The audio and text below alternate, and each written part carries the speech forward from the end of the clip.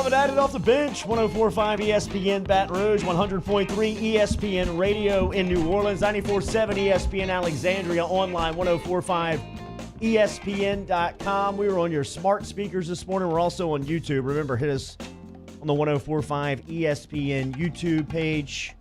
Jump inside the Bayou Ford chat app. You can chat with us on YouTube. Anything that happens here until 10 a.m. you can find on Off the Bench's YouTube.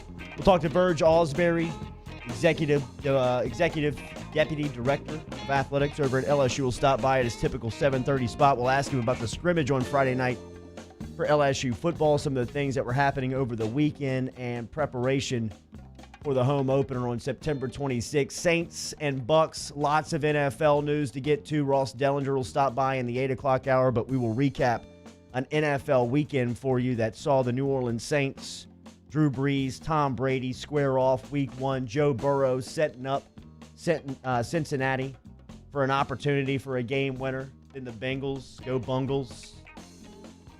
Catch you up here coming up inside of your headlines. Weekend winners an hour from now.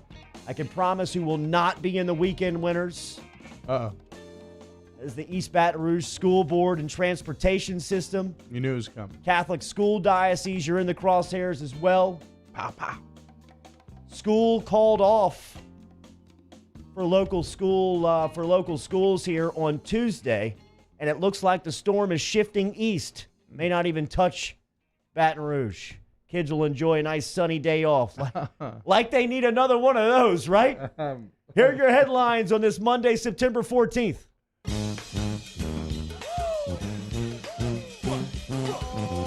Headlines on Off the Bench. Down at the Mercedes-Benz Superdome on Sunday, Tom Brady threw 2 interceptions in his Tampa Bay debut. Alvin Kamara scored touchdowns running and receiving for the 7th time in his career. The New Orleans Saints beat the Buccaneers 34-23 on Sunday. Drew Brees threw for only 160 yards, but he had a big one down the sideline to Jared Cook that set up the game winner for New Orleans, or set up the score that put it away for New Orleans. Here was Sean Payton yesterday talking about the atmosphere in the Dome.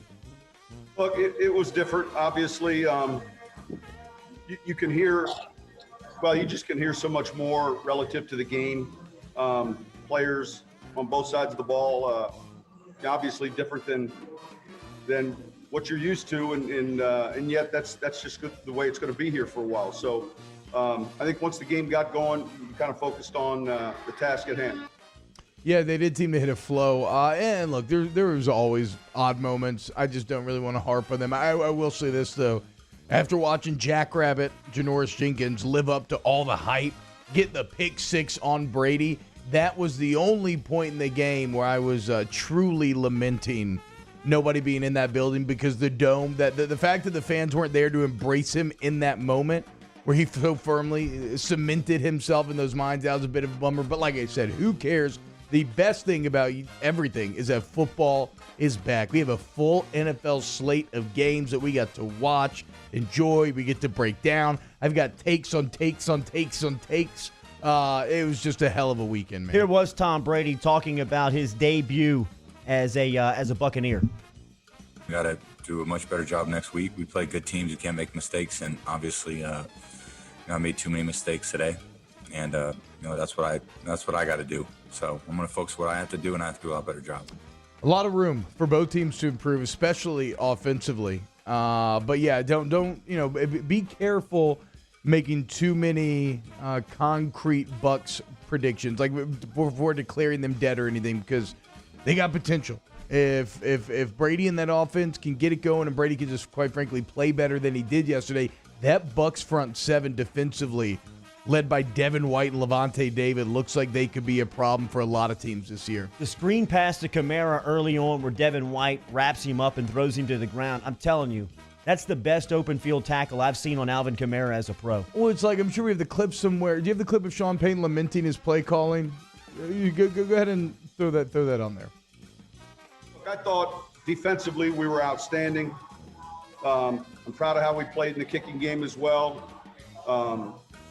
Offensively, that was probably as bad a game as I've had as a play caller. Just trying to find a rhythm and a tempo that was awful.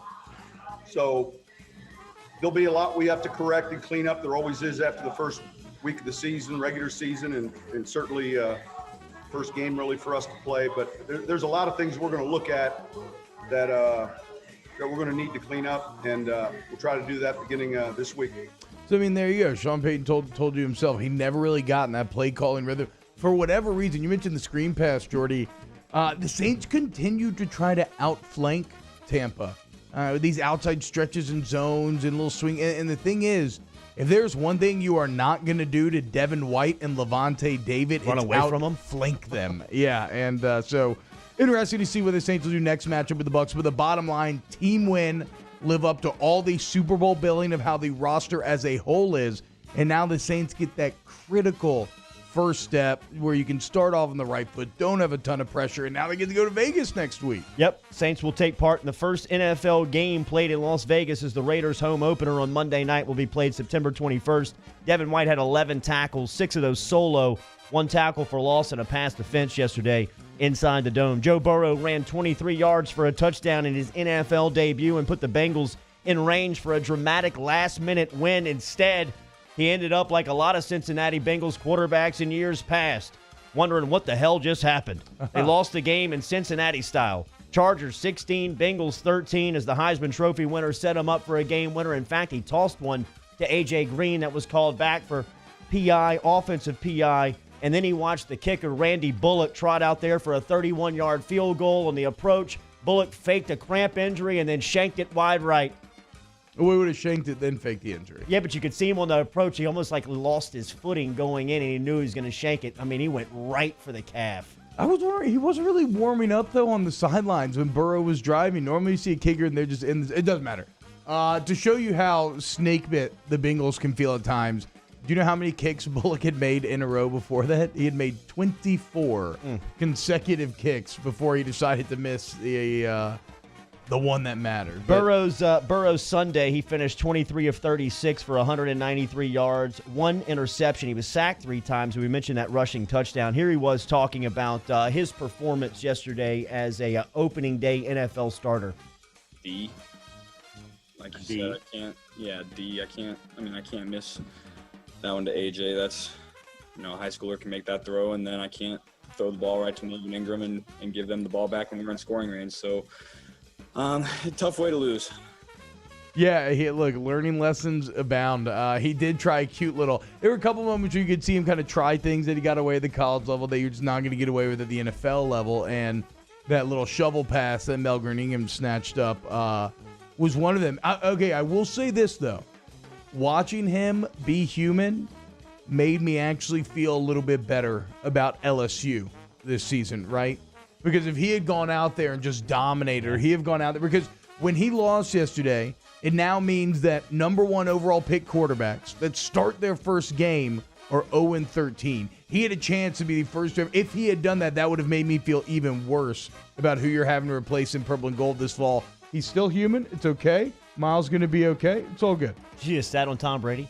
Which one? No. Every year he's lost his every year that he's lost his opener, he's gone to the Super Bowl. NFL Sunday for you. Check out these scores and stats from LSU guys. Seattle beat Atlanta 38-25. Ethan Posick and Damian Lewis leading the way on the Seattle offensive line. Jamal Adams, 12 tackles, 8 solo, 1 sack, 2.5 tackles for loss, and 2 quarterback hits. You think he was worth it?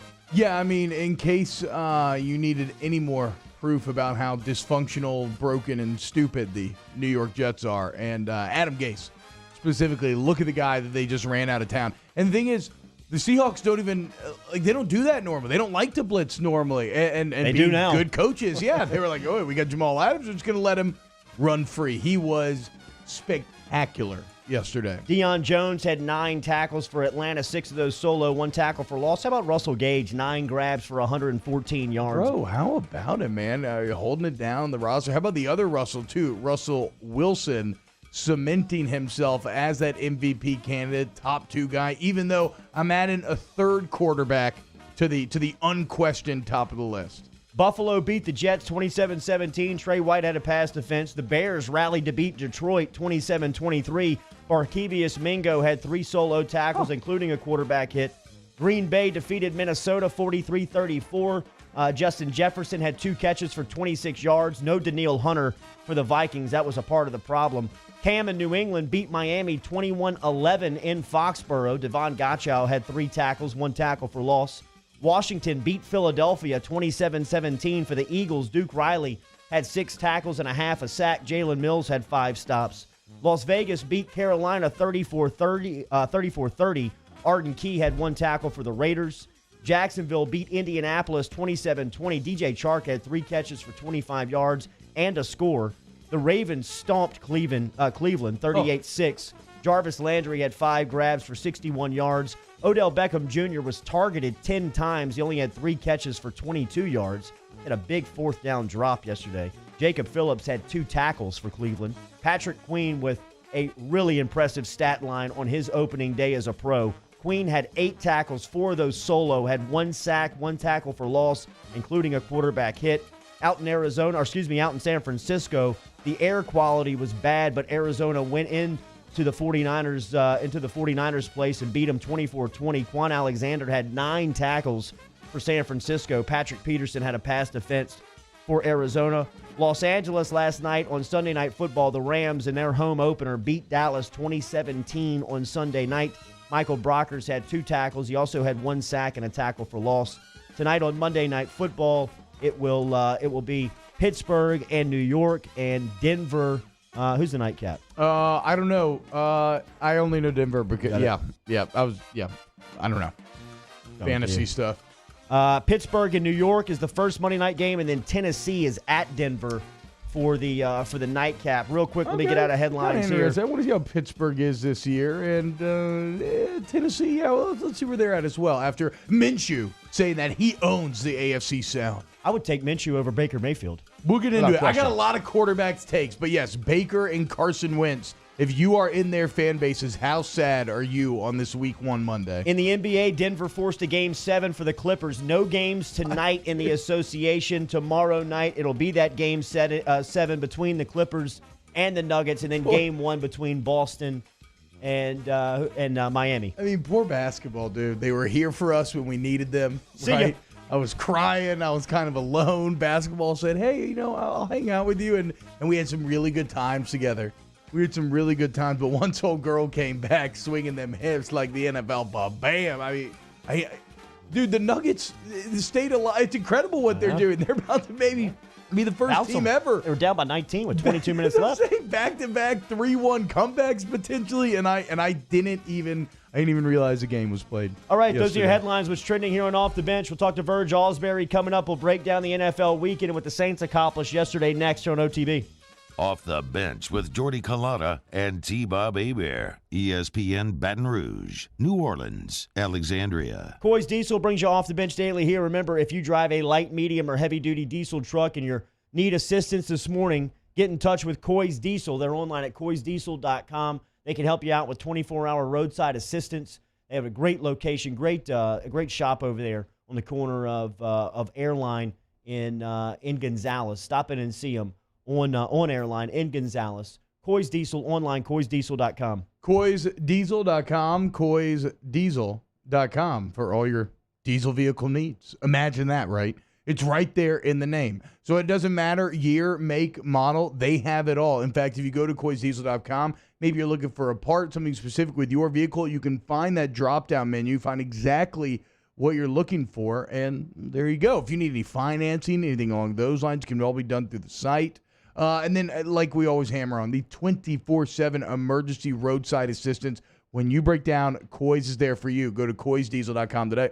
In times of need, get a full list of phone numbers, websites, and other important emergency information on the Demco Stormwatch page at 1045ESPN.com.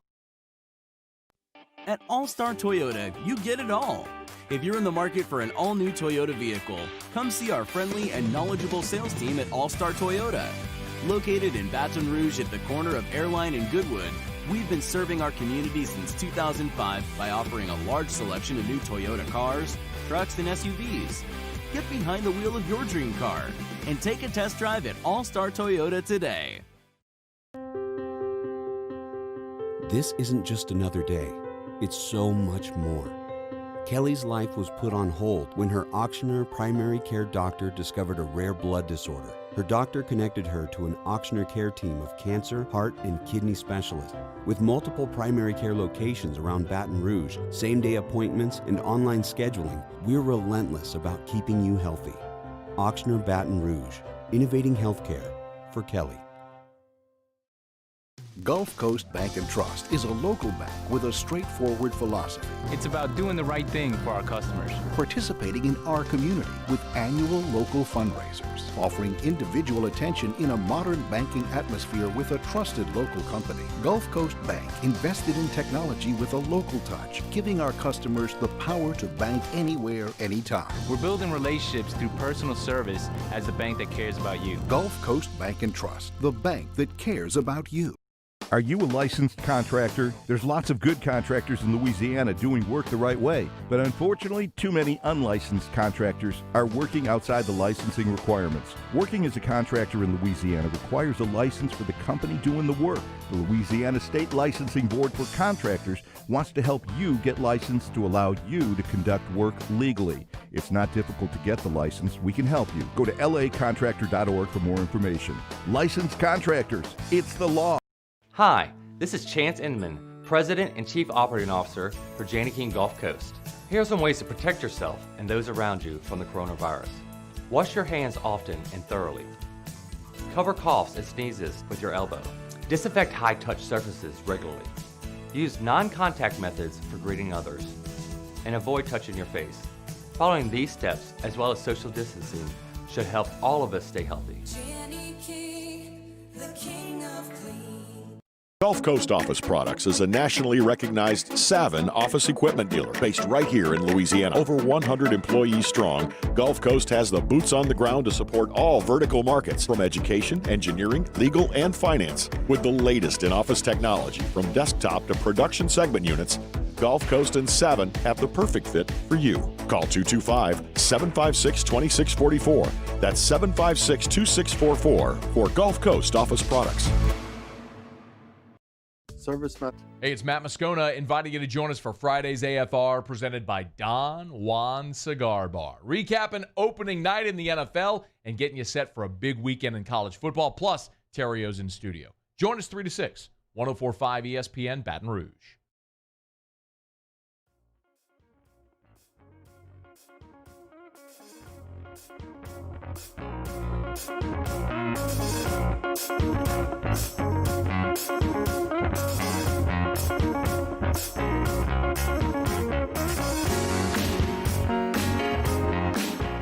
All-Star Toyota presents Off the Bench with Jordy Collada and T-Bob Hebert. ESPN Baton Rouge, New Orleans, Alexandria. All right, little smoke around maybe some opt-ins for LSU football as Neil Farrell Jr. tweeted out that his grandmother was improving her health and that he missed football. We'll ask what the process is to Verge Ausberry coming up. There was a report that Tyler Shelvin was possibly trying to opt back in. Was it a report or people reading message boards and then just putting it out there online like they have sources? Maybe. I will be here to tell you that ain't happening, that Shelvin's not coming back.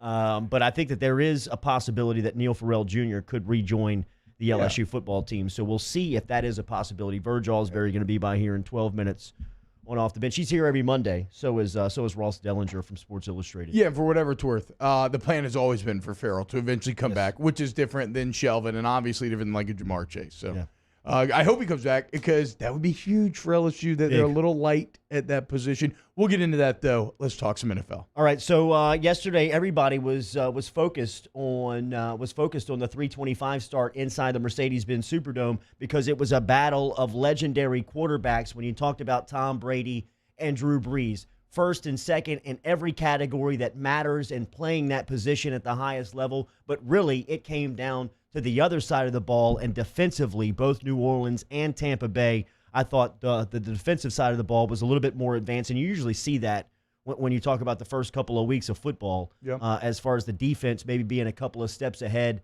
of the offense. That was the case yesterday inside the Dome.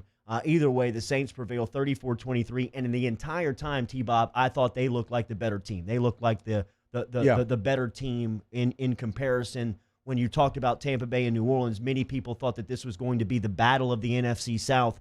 I left yesterday watching that feeling very secure about where the Saints sit in that race after 1 week. Yeah, actually, now that I'm thinking about it, I think everybody else lost. The Falcons looked terrible against the Seahawks. I know the Panthers had an interesting battle with the Raiders, but in the end, there's only one team that sits above the standings at 1-0, and that are your New Orleans Saints. To me, Jordy, if I had to sum it up, yesterday felt like a validation of the hype throughout the offseason, right? We kept hearing about how complete this Saints team was, about how good the roster was top to bottom, right, throughout the entirety of the 53. And look, we talked about it a bit last week, but being a Saints fan, you've probably been through a few camps where you heard about how good the defense was, and then they came out that first week and they sucked. And it felt like that after the opening drive when Brady brings them down and scores. Everybody's kind of looking around, side-eyeing each other like, oh, man, like, is the defense bad again? But no, after that, they were excellent. They put the clamps on him. How about Lattimore just shutting down Mike Evans?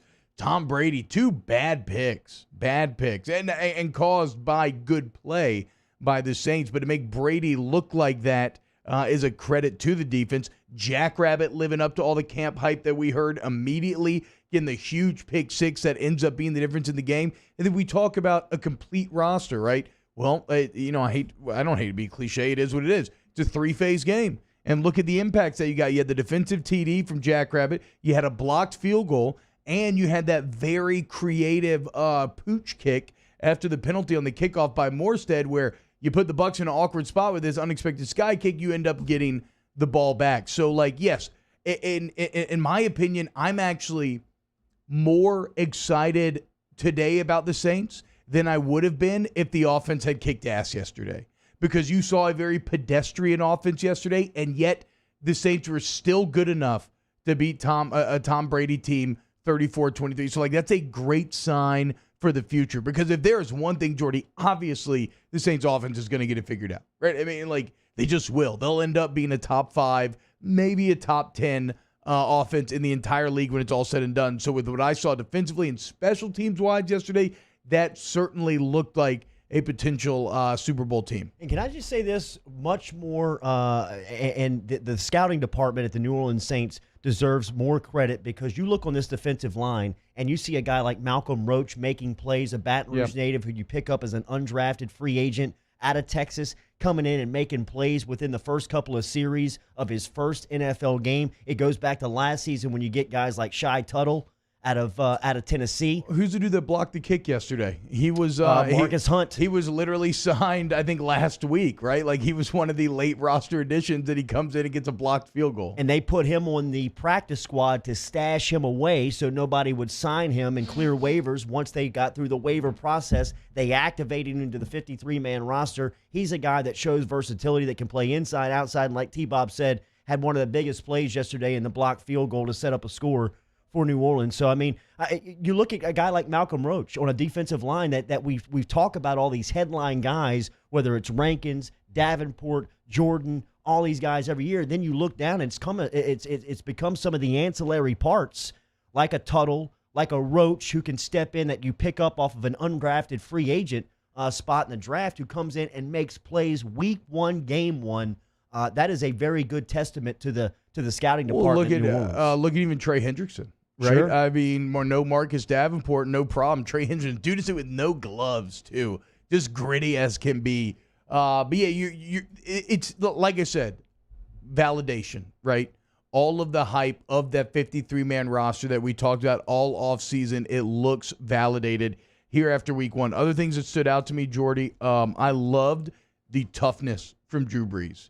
And what I mean by that is that third quarter was brutal. Okay, before you hit that deep ball to Cook, and I think that was actually beginning of the fourth. I think in the third quarter you gained like 7 yards. It's bad. Or something along those lines. Levante David looked like he was about to break the Saints' back single-handedly. Him and Devin White were dominating. You couldn't outflank him. They were all over the field. Like Sean Payton alluded to, he wasn't in a good play-calling rhythm. He couldn't quite figure it out.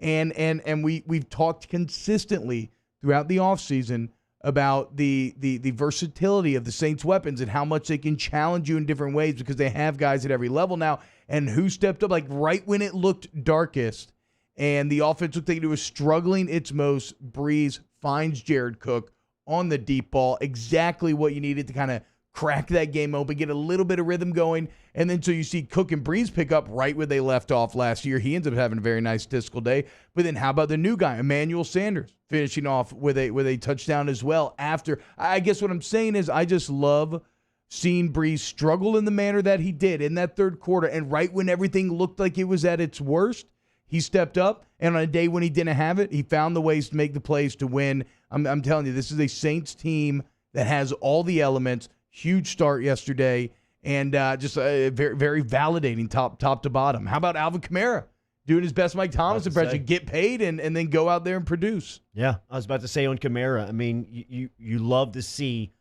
Saints superstars in 2 consecutive years coming off of enormous contract extensions go out there and ball. I mean, Kamara yesterday, that screen pass, that first score, I mean, did not look at all like it had a like, chance when the ball left his hand. It didn't. And then the touchdown they got called back on the 4th down. I mean, the fact that David squared him up, you could see that Levante David thought that he had the angle and that he was going to close on Kamara. And Kamara was almost toying with him, and then he dropped it into a gear, turned the corner. I mean, that is he hit him with that slow play. World-class speed, man. Bam. On a football field. Now, he stepped out of bounds at the 1-yard line, and it negated the score. But, I mean, he was showing off yesterday. A lot of that offseason stuff. Another thing that we learned yesterday, Demario Davis was inked to a 3-year extension for $27 million. So that was more money that they handed out to high-caliber leaders in the locker room, Davis, and he had a pretty good day yesterday as well. In fact, here is Sean Payton confirming that news yesterday in the postgame, speaking after the win. Obviously, he's one of our leaders. He's a physical player. He runs well. Man, he's found his niche here too, and I'm proud of the role he's taken, not only as a linebacker but as a leader on this team. And it's one of the things that I feel like as a head coach, you can never take for granted. But the leadership in the locker room is fantastic. So Davis was spectacular, but if there were, so like I said, good day overall. If there are areas to improve, I'm looking at the offensive line. I know that Tampa front seven is very good, but you ran the ball really terribly. Couldn't get really anything going on the ground. I felt like there were a bit too many missed assignments sometimes in the passing game in terms of pass blocking responsibility.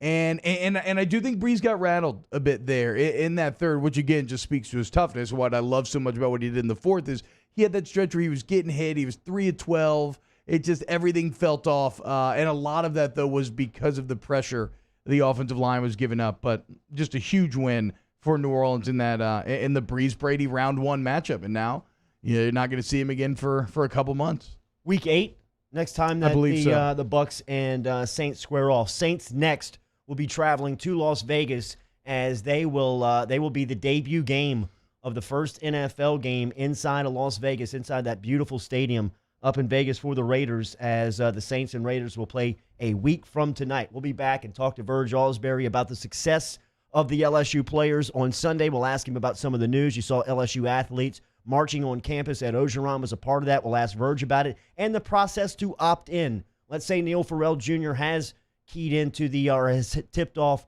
the university that he wants back in. What's the process like for a student athlete to opt back in? We'll ask Verge next year on Off the Bench. Off the Bench with Kalana and T-Bob. Daily brought to you by AccuTemp. Remember, AccuTemp, service to the highest degree. They are a growing company because of you, the satisfied customers. They have a 4.9 star rating on Google and have over 1,200 Google reviews. The entire customer experience, from the initial contact via whether it's web, chat, phone call, or website, to the customer service representative, to the service technician, to the design consultant, to the install technician, all of that. AccuTemp wants it to be a smooth and painless process. AccuTemp, service to the highest degree. Remember, they offer commercial and residential AC online, AccuTempBR.com. Yeah, look, you can set up filter deliveries whenever you want. You go to the store, go to AccuTempBR.com. The website is fantastic. How about this?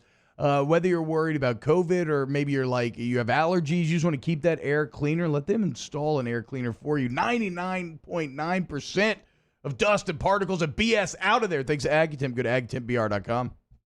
Off the Bench, Hanging with Esther and Hanny, After Further Review, and more are all live daily on the 104.5 ESPN Baton Rouge YouTube channel. Subscribe now to interact with us inside the live chat driven by Bayou Ford. Le posso offrire un caffè? Andiamo insieme da me, non c'è. Call Mr. Electric today for electrical repairs, upgrades, and installations. Peyton was awesome the whole time, like so friendly, very quick to just come up, like let me know if there's anything you need, and just really make you feel like you're taken care of and you're kind of part of their little law family. I've been doing business with Luba for 25 years. They're dependable, trustworthy. It's just the attention to detail with our clients. Our folks have years and years of experience. They're highly trained professionals, but many companies have that asset. What I'd like to think makes Luba a bit different is that we use those talents in a way that truly is dedicated to serving the needs of the folks who depend on us.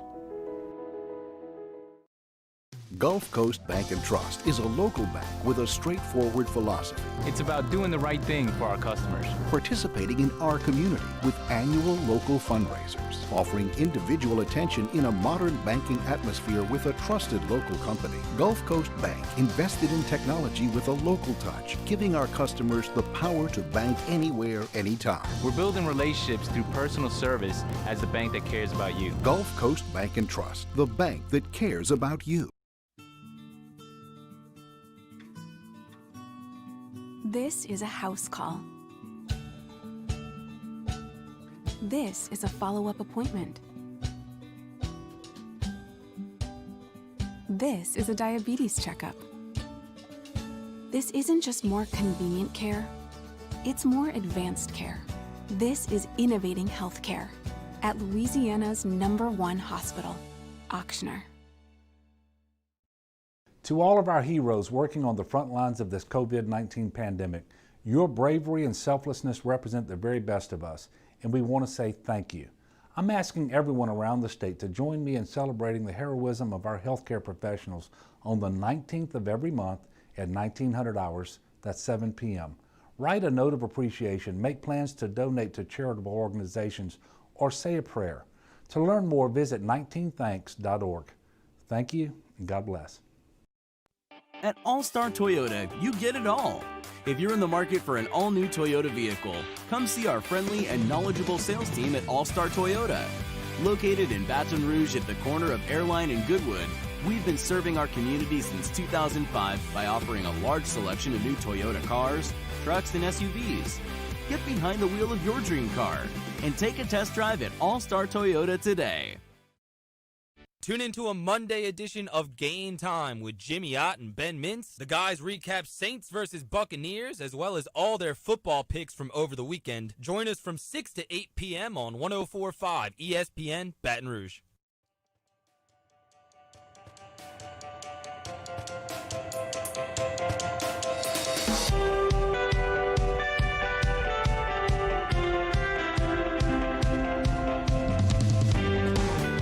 All-Star Toyota presents Off the Bench with Jordy Collada and T-Bob Hebert. ESPN Baton Rouge, New Orleans, Alexandria.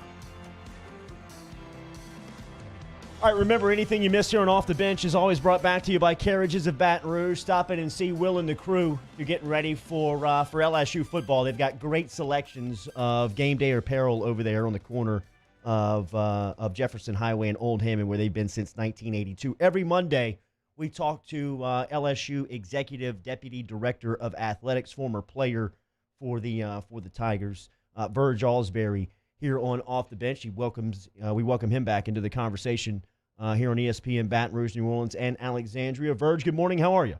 Good morning, Jordy. Doing well. How you doing this morning? The boys shined yesterday, Verge. I mean, it felt like it was a LSU almost commercial yesterday in watching NFL football. Everywhere you looked, there was NFL guys making impacts.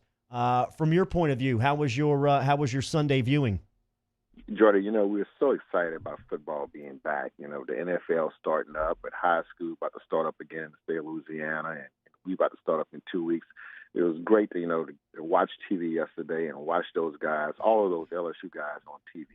From a guy like a Russell Gage, Jamal Adams, to all the young guys playing, Patrick Queen, Joe Burrow, Clyde Hilaire, what he did on Thursday night. Just guys playing all over the field with LSU, all over the field. And it was so great to see that. And to cheer for those guys. Got to text them the day after, and I texted them this morning, a lot of them, and told them to keep up the good work and keep doing what you're doing. So it was just a great day of football yesterday. Lloyd Cushenberry will get the start tonight on Monday Night Football for the Denver Broncos as he starts his first game as a pro under at center there for John Elway's crew. You had a chance to see LSU scrimmage on Friday night, and the story for LSU nationally has been how are they going to replace all of these guys that are now producing on Sunday. Yeah. It was the second scrimmage in Tiger Stadium on Friday night. What'd you make of it, Verge? Jordan T-Bob, I think it would be a nice surprise. I really like what I saw. And so many players stepped up. Trey Palmer, Terrell Marshall, Chris Curry, Ty Davis, on the offense side of the ball. Miles is playing a lot of confidence at the quarterback position, putting the ball where it needs to be. There's so many players. And then you have Gilbert, the freshman. He is out there just making plays all over the field. Like he never missed a beat. The offense is pretty much moving like we did last year, moving up and down the field. And, coming into T-Bob, this year, coming into the year, the offense is always going to be a little bit ahead. And the defense is going to catch up. They have a lot of young guys playing well on that side of the ball. But right now, the offense really, really looks good. Verge, quarterback play, what do you see from that position? Steady. Miles is steady. He's sitting in the pocket. He's making the plays. He's making the reads, the checks. And, the two young quarterbacks aren't bad either. The two freshmen. They're going to be, for the future, it looks very, very bright at that position. But Miles has become that leader, outspoken leader, getting the guys to play together. And not only that, I watch when he throws the ball, how he goes downfield, and how the receivers and everybody is blocking to make the plays and extend the play. Instead of it be a 10-yard gain, it'd be a 15-yard gain, an 18-yard gain. And that's what keeps the chains moving and keep you getting first downs to help you win football games. Talking to Verge Ausberry, LSU assistant AD here on Off the Bench. Verge, what about the offensive line? Coming out of scrimmage one, Coach O wanted that group to be a bit better. Yeah, and they're improving, and that's a good group. And usually the offensive line, and T-Bob would tell you this here, T-Bob, you can say this here about the chemistry of the offensive line. Yeah. This is a new group. It's 4 new guys, and, we have the new center from Harvard who's doing a great job. I mean, he's going to be a guy who's going to play in the NFL next year. He's that good, and a lot of guys are very excited about him. And I think, with one offensive lineman coming back, just the cohesiveness of that group is going to make the difference and be a good group at the end of the year. Verge, so you mentioned a lot of guys that had a lot of success on Sunday. Caleb Von Chason was one of them. He comes up with the big pick. When everything went down a couple weeks back, Chason was kind of the social justice stuff. Chason was a little critical of Coach O, saying that, look, he don't know no better. He loves football. Well, this weekend, Coach O was leading a march on LSU's campus. What have you seen out of the head man and really this entire group these last couple of weeks when it comes to kind of advocating for these social issues? Sometimes we're like a family, and I saw those comments, and we're family. We're brothers and sisters and cousins, and, sometimes we always don't agree with some things, but at the end of the day, we're all one team, and we all, we talk, and I've had that talk with Keshawn, and we had a good talk about it. It was a great week. Coach O was there. Our whole athletic department was there, really, and it was a short march that we wanted to do and show, that social justice in our community and how we do it at LSU. We walked around the stadium, ended up at the PMAC. The president was there. Ryan Clark was our speaker. Another former Tiger. Was happy to have him back to do that for us for the athletic department. It's something what our athletes are asking for. All of our athletes and all our sports are asking us, help with the education process and learn what's going on in our country and learn what's going on in our state. And those are things that we do, and we're very proud of it at LSU to be, one of the leaders in that area and show our athletes doing positive things, not only with social justice, but also, with helping with hurricane relief in Southwest Louisiana.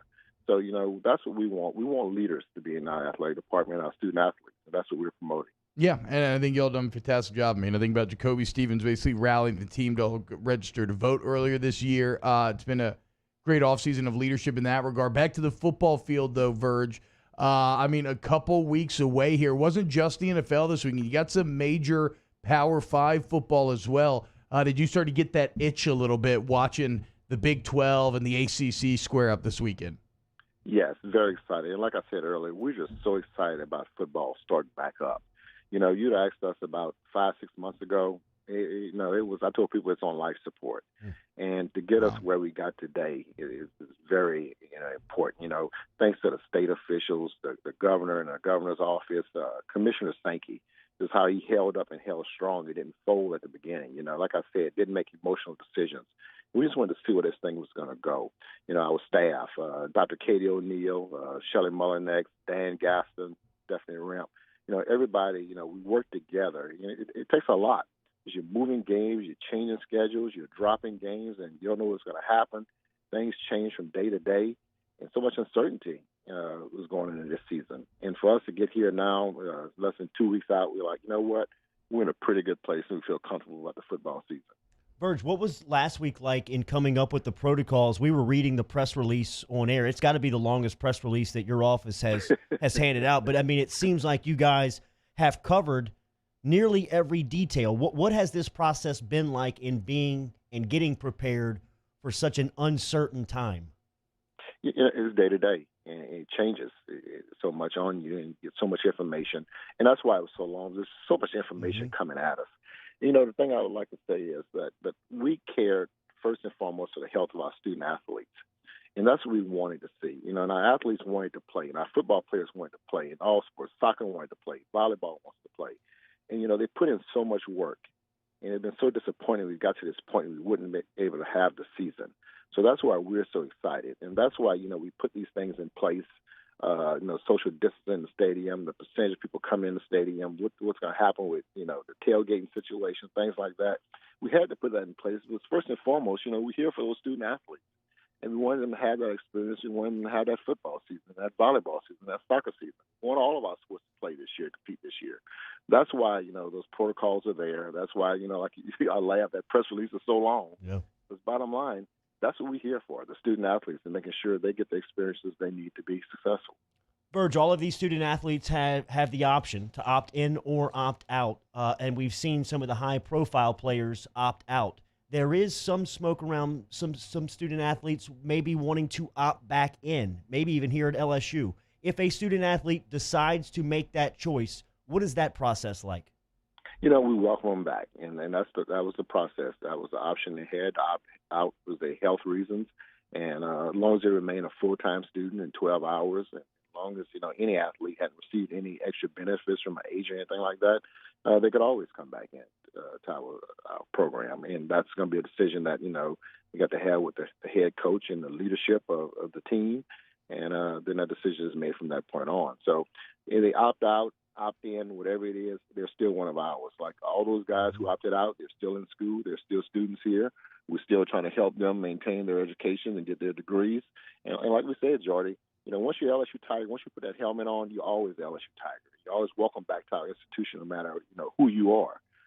And that's what we do. Those guys are our guys, and we support them 100%, no matter what they do. Ready to see that purple and gold in Tiger Stadium. You'll see it on September 26th as they open up their home season against Mississippi State. The Executive Deputy Athletic Director, Verge Ausberry, who is behind the scenes pushing a lot of buttons and making a lot of decisions, joins us every Monday morning to catch us up. We always appreciate it. Have a good day and a good week, sir. Thanks, Jordan. T-Bob. Take it easy, Verge. There's Thank Verge you. checking in this morning. We'll close at hour 1 next. Off the bench with Kalana and T-Bob. Brought to you daily by All-Star Toyota. Remember, All-Star Toyota is one of 13 brands offered here locally by the All-Star Automotive Group. 13 brands, 11 locations. All-Star Toyota conveniently located for you on the corner of Goodwood and Airline, where they've been since 2005. You can shop all of the inventory online, whether it's new car inventory, whether it's pre-owned or certified inventory that you're looking for. If you're looking for a pre-owned or certified model, they've got 90 to choose from on the lot over there at All-Star Toyota. Aaron Picu's got a great selection of new car and pre-owned inventory. Online, All-Star Toyota of Baton Rouge.com. All-Star Toyota of Baton Rouge.com. All-Star Toyota of Baton Rouge.com. I am a recent initiate into the All-Star family with that Toyota Sienna. That minivan has changed my life. You want a great September deal? You want a truck? How about 0% APR financing for 72 months on new 2020 Tundra now at All-Star Toyota of Baton Rouge?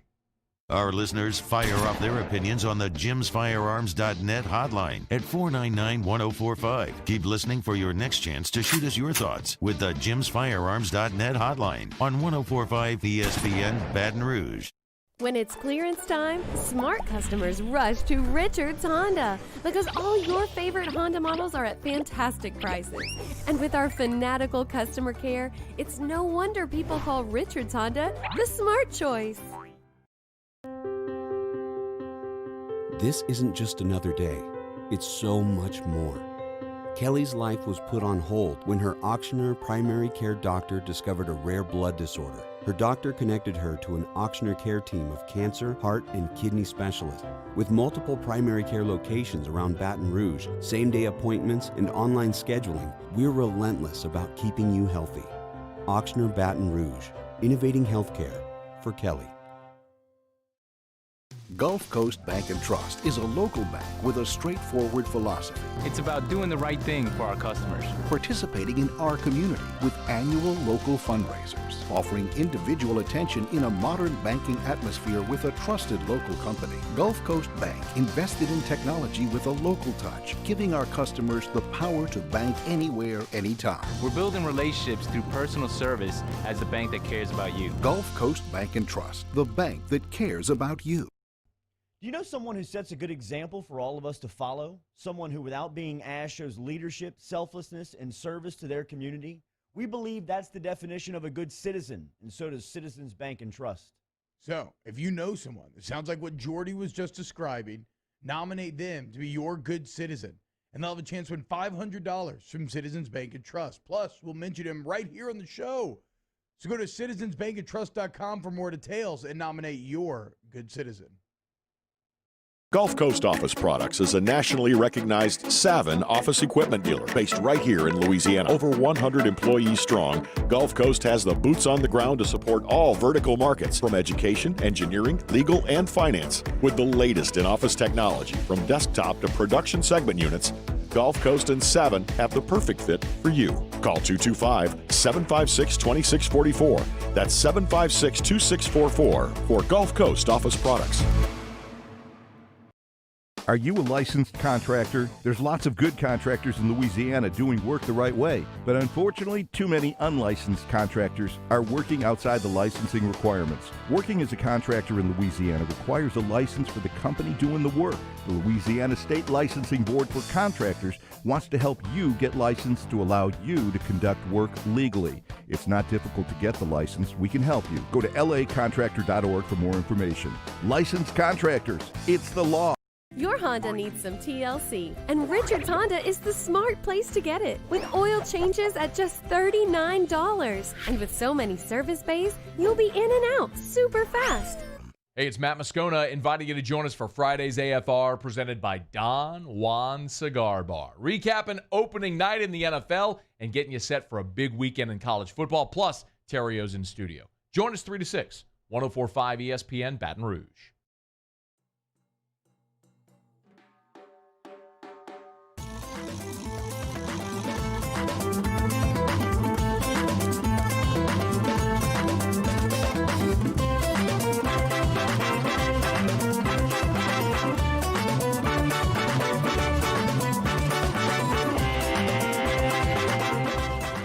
All-Star Toyota presents Off the Bench with Jordy Collada and T-Bob Hebert. ESPN Baton Rouge, New Orleans, Alexandria. All right, stick around. Weekend winners coming up here in 10 minutes as we will get you set up for the second hour with weekend winners. We'll lead you off during the 8 o'clock segment. 8:30 this morning, we'll talk more college football with Ross Dellinger as the college football weekend was underway. You saw Clemson for the first time. as Clemson started off 1-0 with their win. I didn't watch any Clemson, actually. As we'll get into, I got sucked into painting a room all Saturday nights. I missed some of the late night slot. But it was nice watching the Cajuns go up and beat up on Iowa State and, like, just clearly look like the better team. In fact, I mean, one of the funniest kind of threads of the weekend was the Big 12's +1 schedule setup, conference +1 worked out for them. Not at all. It went terribly. I don't think it could have gone worse. So you had Kansas losing to the Chanticleers. 2 years in a row. UL gets, in a completely different fashion, right? No scoring last year, high scoring this year. You had UL go up to Iowa State, get their first road ranked win ever, I believe. Dude, clearly the better team. And clearly, not even close. Yeah, you were running by them. A three-phase win. Also, shout out to Billy Napier and his squad. Do we get Napier back on now? Are we like, hey, Billy, you back in? Patrick Crawford texted yesterday, want to know if we're interested. Come on, dude. I'm definitely down, dude. I'm down to talk about that trip. Wait, what Big 12 upset am I missing? So you had Kansas State, right? Yes, and then Cleveland and Kansas State. Who'd they lose to? Arkansas State. Another Sun Belt team. I mean, the Sun Belt. The Sun Belt, dude. Big weekend winner. The Sun Belt this weekend. But, it just felt great having to be completely honest, I didn't watch that much College Game Day. But it did. The 11 a.m. kickoffs felt really good Saturday morning. Had some food, kind of hanging around the house, doing stuff, kids running around, and all of a sudden, I've got Power 5 football on in the background. It was just it was like a warm embrace, right? Like when you see your mom after you haven't seen her for a while, and you go in, you get that big old hug when you get home. That's what it felt like this weekend watching that football. Yeah, it was cool to see Coach Napier and the Cajuns go up to Iowa State, and they were just running past them. I mean, they were faster, they were stronger, significantly faster. Yes, running by them. So, they made them quit. Yeah, they made them quit. They tapped out. Also, Iowa State is pretty consistently overrated here these last couple of years. Why is there so much talk around Matt Campbell always, and why am I supposed to be made to believe that Brock Purdy is an NFL quarterback? Well, okay, the Brock Purdy hype. You want to talk about dying a quick death. Purdy hype got why is that guy the fifth best quarterback? He was a potential Heisman candidate entering Saturday, and it feels like that candle Didn't got somebody snuffed come out. on here last week and sell us that Purdy was the second best quarterback in college football? I think it was Cole. Was it Cole? Because he was calling that game. Okay, yeah. Well, we'll have to see. Even though, we'll talk to Cole about it. Wait, by the way, how good was Golick Sr. on the call? He was great. I just got goosebumps. Why was he? How's he? Fantastic. How is Golick Sr. so likable? Man, the beard. That's where the beard looked fantastic. He almost has this kind of F-it type quality to him now, where he's going out there, he's ran his lap, he's had his success. This is where he started on ESPN. Was color commentary on college football. Oh, okay. I was wondering how he had that skill set. I remember sitting up and watching the 7 overtime game between Arkansas and Ole Miss on the Deuce way back in the day, and Mike Golick was on the color there that night. And I mean, I don't remember thinking, but watching that game on Saturday kind of took me back there, thinking, where have I heard this before? Because he's so good. He's so good at breaking down the games. I had no idea about that history. I was wondering how he was so sharp, but he was fantastic. Also, I don't know what it is. He's so naturally likable. I mean, I guess it's how you make it in that slot for 20 years. He's like a nice dad. I mean, he has that dad quality to you where I mean, he almost you want to tell him yes, sir. Like after he breaks it down, like yes, sir, thank you. I mean, he's very good in that position. I hope they keep him there, and I hope they elevate him to bigger games. So him, Tommy Hart, and Cole are the squad. Those are all our guys, dude. I mean, that is. Wait, if we already have Hart and Cole hooked up, I mean, get the Kingmaker Mike Golick Sr.'s number. You got Junior, right? I don't think I have it. I could get it. Pass that along. Yeah, we'll have this done by Wednesday. Yeah, we can figure out a way. All right, hour 2. We got weekend winners for you. Dr. Melanie Palmisano, the superintendent for the Catholic School Diocese. You are not a weekend winner. Wow. You're going after your own people now? Oh, bro. I mean, ended in a vowel, and you're going to come with that kind of venom? It was very disappointing to see that she was, but this is a Palmisano? This is a married name. This is a married name. Off the Bench with Kalana and T-Bob. Daily here on OTB, we are brought to you by Secure Shredding and Recycling, online at secureshreddingandrecycling.com. Remember, they are online, or you can stop in and see two locations. One right here in the greater Baton Rouge area. They are your document destruction specialist over at Secure Shredding and Recycling. They can help you out this morning, no matter if you are a individual, a business, a nonprofit organization, or government agency. They can help you with mobile shredding. They got up to 10 trucks on the road every day, so they can bring one of the shredding trucks to your site, and they can shred your documents right in front of your face.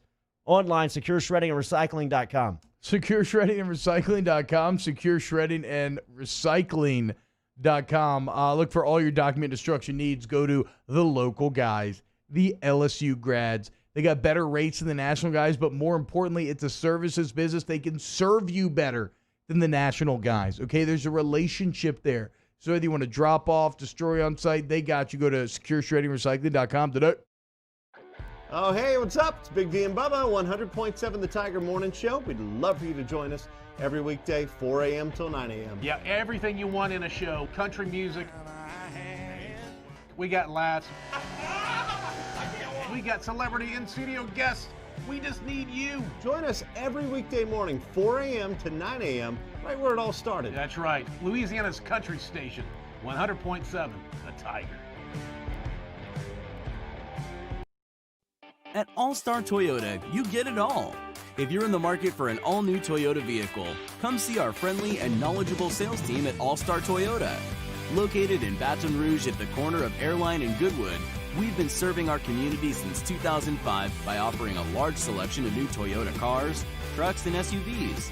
Get behind the wheel of your dream car and take a test drive at All-Star Toyota today. ServiceMaster Elite create clean, disinfected work environments.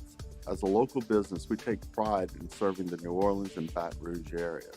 Our cleaning protocols follow CDC and OSHA standards for healthcare settings, offices, senior living, restaurants, and industrial plants. Contact ServiceMaster Elite to get your operation ready for reopening with germ disinfection cleaning. ServiceMaster Elite, the trusted choice in professional cleaning since 1996. Gulf Coast Bank and Trust is a local bank with a straightforward philosophy. It's about doing the right thing for our customers. Participating in our community with annual local fundraisers, offering individual attention in a modern banking atmosphere with a trusted local company. Gulf Coast Bank invested in technology with a local touch, giving our customers the power to bank anywhere, anytime. We're building relationships through personal service as the bank that cares about you. Gulf Coast Bank and Trust, the bank that cares about you. This is a house call. This is a follow-up appointment. This is a diabetes checkup. This isn't just more convenient care, it's more advanced care.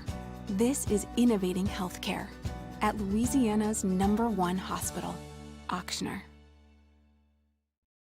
To all of our heroes working on the front lines of this COVID-19 pandemic, your bravery and selflessness represent the very best of us, and we want to say thank you. I'm asking everyone around the state to join me in celebrating the heroism of our healthcare professionals on the 19th of every month at 1900 hours, that's 7 p.m. Write a note of appreciation, make plans to donate to charitable organizations, or say a prayer. To learn more, visit 19thanks.org. Thank you, and God bless. I've been doing business with Luba for 25 years. They're dependable, trustworthy. It's just the attention to detail with our clients. Our hour is brought to you by Spencer Callahan Injury Lawyer.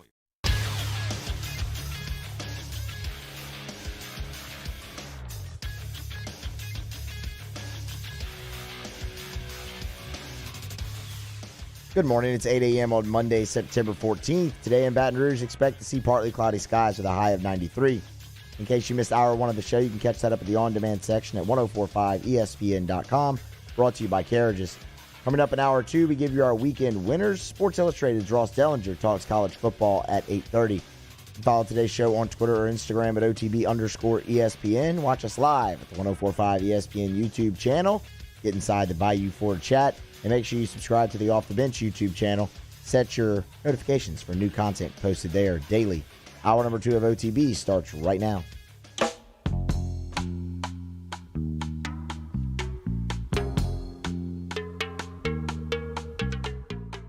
All-Star Toyota presents Off the Bench with Jordy Collada and T-Bob Hebert. ESPN Baton Rouge, New Orleans, Alexandria.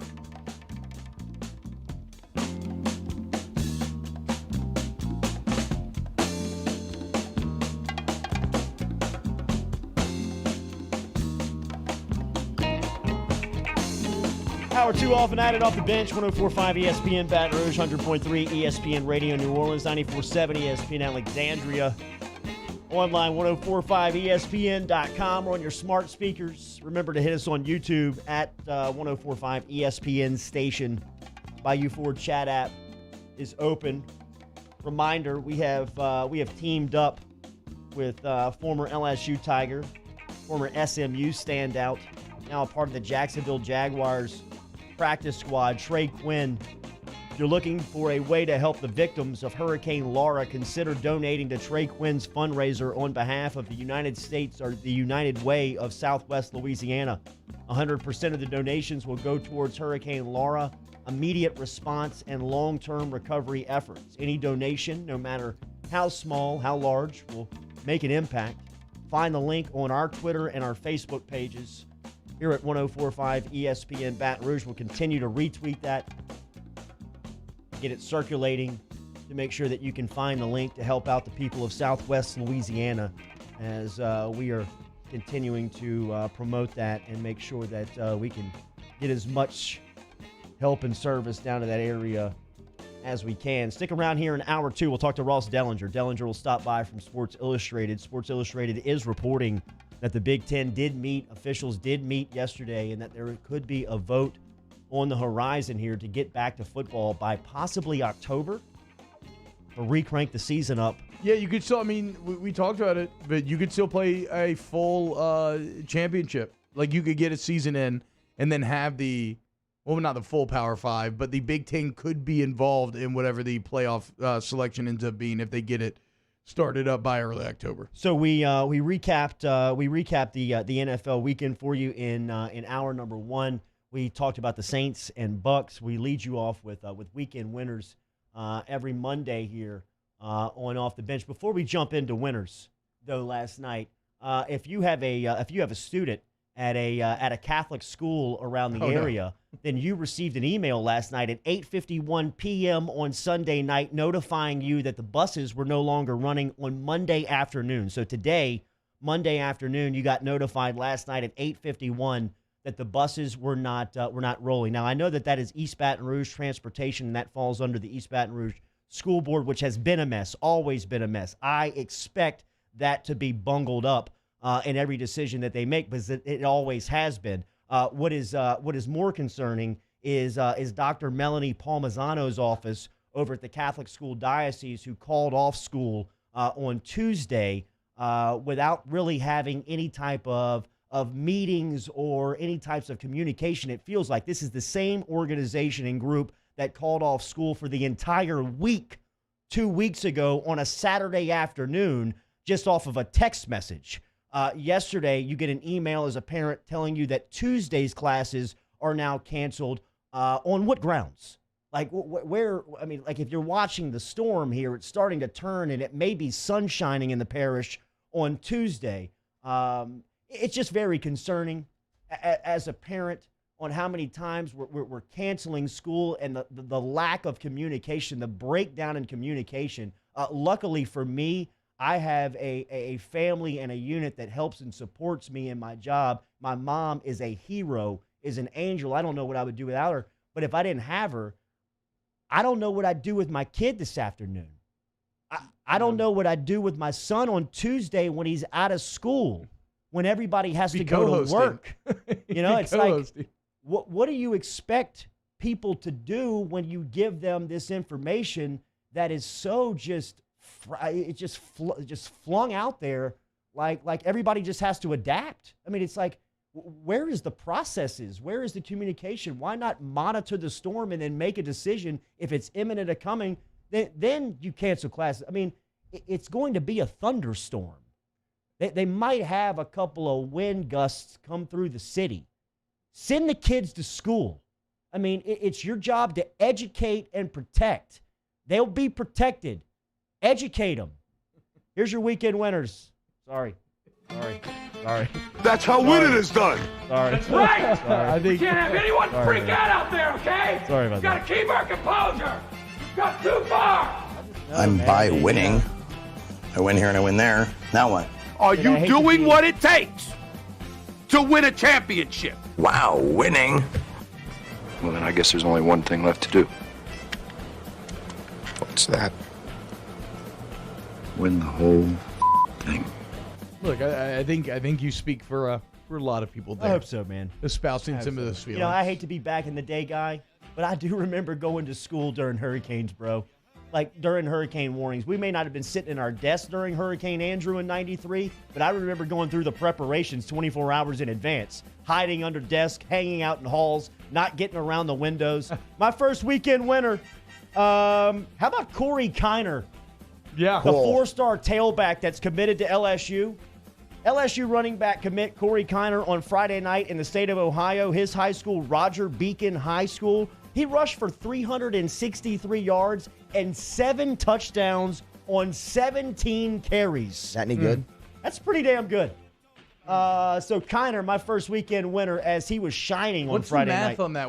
What's a per rush average there? Let's see. Was it 363 on 17, you said? At 363 on 17. What? 21.3 yards per carry. Oh my God. Feed him. Every time he ran the ball, he got a fifth of the field. Like just give him a fifth of the football field. Or according to my wife, that's his entire output's almost one football field. My first weekend winner. How about Kayvon Thiason? I'm gonna give you a few players this weekend, but imagine in your first ever NFL game, you're a first-round pick, you got all this pressure on you, and you come up with an interception off Phillip Rivers in a tightly contested game. And Jaguars, Minshew, how about Gardner Minshew, the mustache? Threw him in the winners as well. 15 completions in a row at one point. And Jacksonville, who we were all down on, I was super high on the Colts. They come out, they get it done. The Jags 1-0. We touched on it a little bit in the last segment, but Billy Napier and the Raging Cajuns, that program's been through a lot this offseason. And for them to go out there and get that huge of a win on a national stage is great to see, and rooting for them the rest of the whole year. He feels next. He feels does feel like next. he is the big. I mean, USC. USC's next head coach, Billy Napier. Yeah, he already turned down Mississippi State to stay at ULL. He knew this was his best team, though. Before we do this dance, let's let the Cajun fans enjoy it. All right. I'm a Pelicans fan, and I know how annoying it was having to deal with all the AD to LA, AD to let's let the Cajuns enjoy this, okay? They should feel like they're playing on borrowed time, though, because last year, I mean, if you're a Cajun fan, you thought he was going last year. Yes, look, After the 11 wins, you did. That was is the celebration. That is the reality, but we don't have to acknowledge said reality. Right. My weekend winner goes out to the Saints defense. Good call, Danny. Came out with aggressive, like the pure aggressive side was the Saints defense. Just shut down Tom Brady. I mean, so first off, the secondary lived up to its billing. Right, you got Marcus Williams on the pick, Jack Rabbit. I mean, Lattimore shutting down Mike Evans. And like I said, the pass rush, man. You knew Cam Jordan's always going to make plays, but I can't get over what Trey Hendrickson did. Finding a way to impact the game. Yeah. When Davenport gets back, you got 3 good pass rushers now. Malcolm Roach. Saints defense looks the hype was justified, which is a very good feeling when it comes to Saints D. I was all prepared to come in here and just dump all over Kansas and Les Miles. I'm not going to do that. I'm probably not the best messenger for this, but something looked off on Saturday night on Miles. I mean, I'm not here to. I'm not trying. It's tough to say. I mean, I don't know. It just didn't look right. I mean, down 11. Going for 2. I know that those are easy entry points to go in on Miles, but it just something looked off on Les on the sideline Saturday night. With the 11 to go for 2 thing, I'd have to think about it more. I want to say there's some math angle where they maybe say that makes sense. It's just kind of a little deep in the math, but we'll see. Okay, you want a weekend winner from that game? But I got Coastal Carolina as a weekend winner. Well, okay, so even beyond the team being a winner, how about the Chanticleer's turnover totem? So everybody has like a big play totem, right? You saw UL with they had like a drum major stick. It kind of looked like they were getting down their sideline. We've seen chains, we've seen belts. The Chanticleers, knowing their way to my heart, just straight up, I don't know what they would call it. It looks like Jon Snow cosplay. You make a big play, they stick like a black furred coat on your back, and then they give you a giant two-handed claymore sword. And you get to hold the sword, and then you have the coat on your back looking like Jon Snow straight out of the wall. It looks awesome, man. Shout out Coastal. Shout out the Chanticleers. Musso, I got one for you. MLB, no-hitter last night. The Cubbies. Where are you, bro? They did. Alec Mills. Alec Mills. That's his name? Alec Mills was how about this story for Mills? He was a walk-on at Tennessee Martin. He was drafted in the 80th round by the Royals, cut by the Royals, picked up by the Cubs. Last night throws the 16th no-hitter in Chicago Cubs history as he blanked the Milwaukee Brewers 12-0 for the victory. He struck out 5. He walked 3. You know Hunt Palmer is still going to be talking about this on Friday, but shout out to Alec Mills, who threw a no-hitter last night. Second no-hitter of the season in Major League Baseball. First one for the Cubs since 2016. That year ended okay for them. Was it Jake Arrieta? It was Jake Arrieta. Who the manager Aubrey, who's the Cubs' new manager? Aubrey Huff. No, it's not Aubrey Huff. No, the former player. He's the catcher. David Ross. David Ross. I blanked. My bad. He caught the no-hitter. Oh, that's even better. Weekend winner Chargers uniforms from yesterday. They were Amen. fantastic. I'm with They you. were fantastic. Moscona did not like him. I don't know. Moscona did not like him. He was wrong. Why? Because those are great. I mean, it's the retro look. That's the look. I loved them. My next weekend winner. How could you not feel good for Jamal Adams? Playing like a man who got out of a toxic relationship. I mean, can y'all imagine what it feels like going from Adam Gase as your boss to Pete Carroll? You want to talk about a glow up? You want to talk about an upgrade? And the results speak for themselves. Adams all over the field, 13 tackles, 2 TFLs. You could feel that early, T. We were watching that game right when it kicked off here yesterday in the studio. Haney and I were doing a pregame show for the Saints. A lot of Musso was fun. running Great the board. pregame show, by It the was way, good. boys. Thank you, boys. Thank you, T. Paul O'Neill was on the video. But, I mean, Series 1, 33 in Seattle's uniform, flying around out there, man. He looks like he is worth every penny. Yeah, and you got to love how the Seahawks are handling him. Like I said, they don't blitz normally. And then they get Jamal Adams okay, we're going to blitz him every single play. Just take advantage of that skill set. One little funny part of this game, so they had that Hail Mary at the end. And Adams never gets picks. I think he only has 2 picks in 3 years, right? So that's the kind of one knock on his game. And he went up for it, think he's about to get this Hail Mary pick, and then Quadron Diggs comes out of nowhere and snatches it up from him. He was talking about after the game. He was like, I mean, it is what it is. But he's always on me about my interceptions. You got Jamal Adams as a weekend winner after his offseason trade, and it looks like he's going to get paid. How about Alvin Kamara, who got the offseason contract, $14.5 million a year? Danny, that high? That a little higher than you thought on Kamara? Yeah, it was a little high, but I think it's worth it. I thought it was going to come in at 14, so it's really negligibly different, I think, than what we thought. Yesterday, he showed he looked like he was worth every cent. As Kamara looked like he was the best player on the field. He was toying with a couple of pros out there, showing off his speed. We talked about how thick he got in the offseason.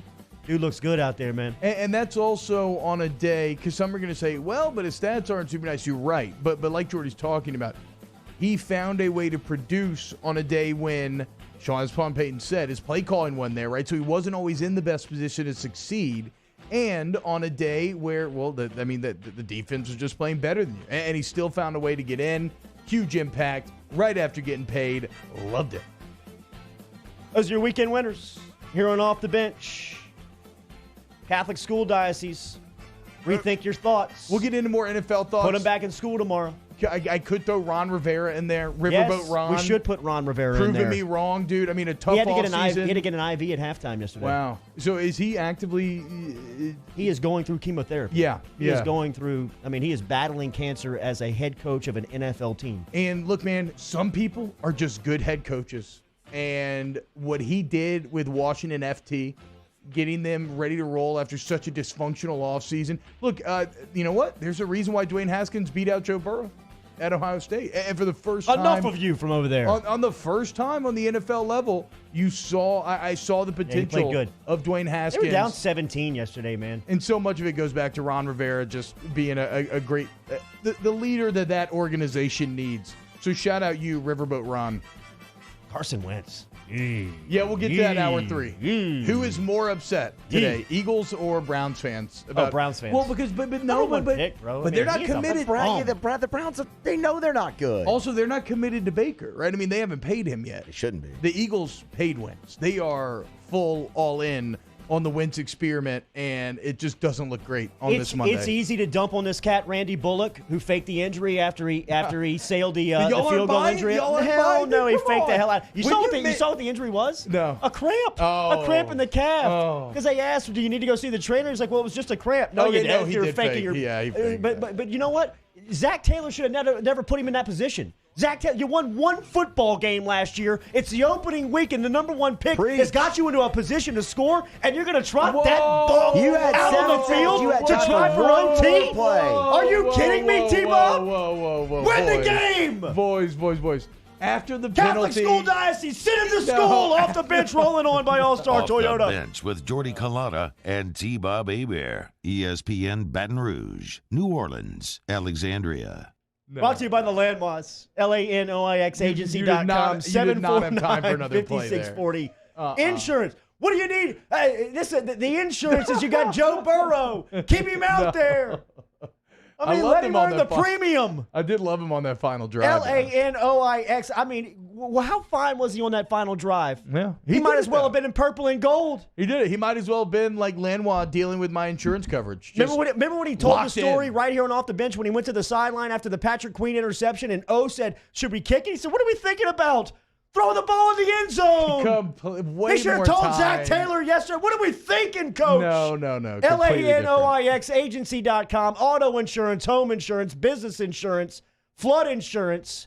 LANOIXagency.com. Call Randy, Brian, and David this morning. 749-5640. Easy to find these guys online. They're across the river in Port Allen. LANOIXagency.com. Go to LanoisAgency.com today.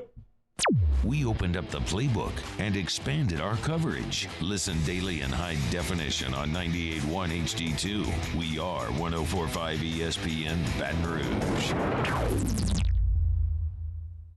Well, the reason why I would recommend him because he's trustworthy. I mean, attention and love and respect of who you are, what you are, and the purpose why you came, he honors that. Once you're with Murphy, you got a friend.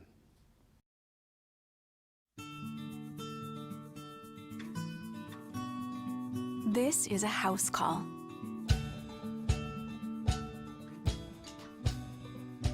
This is a test result. This is a prescription refill. This isn't just more convenient care, it's more advanced care. This is innovating healthcare. Start your virtual visit today at Auctioner Health.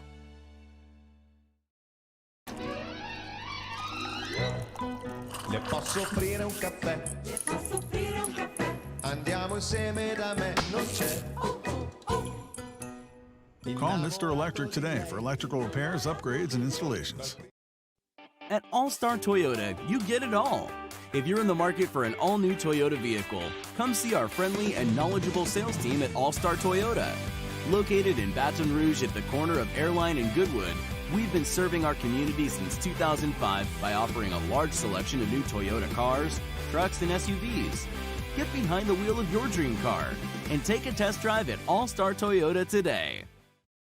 Gulf Coast Bank & Trust is a local bank with a straightforward philosophy. It's about doing the right thing for our customers. Participating in our community with annual local fundraisers. Offering individual attention in a modern banking atmosphere with a trusted local company. Gulf Coast Bank invested in technology with a local touch, giving our customers the power to bank anywhere, anytime. We're building relationships through personal service as a bank that cares about you. Gulf Coast Bank & Trust, the bank that cares about you.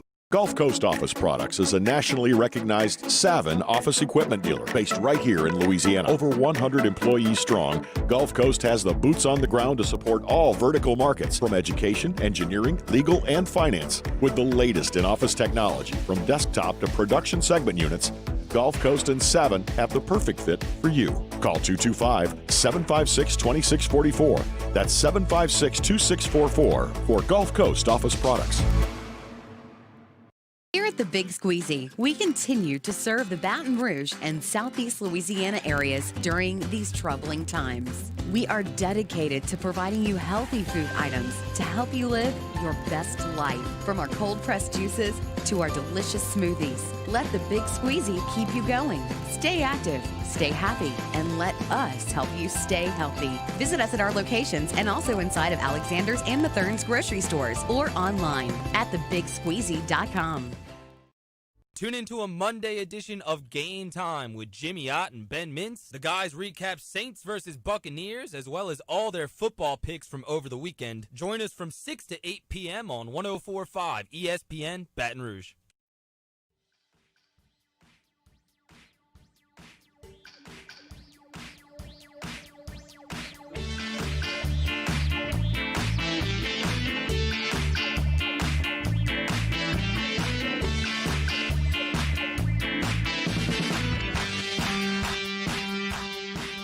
All-Star Toyota presents Off the Bench with Jordy Collada and T-Bob Hebert. ESPN Baton Rouge, New Orleans, Alexandria.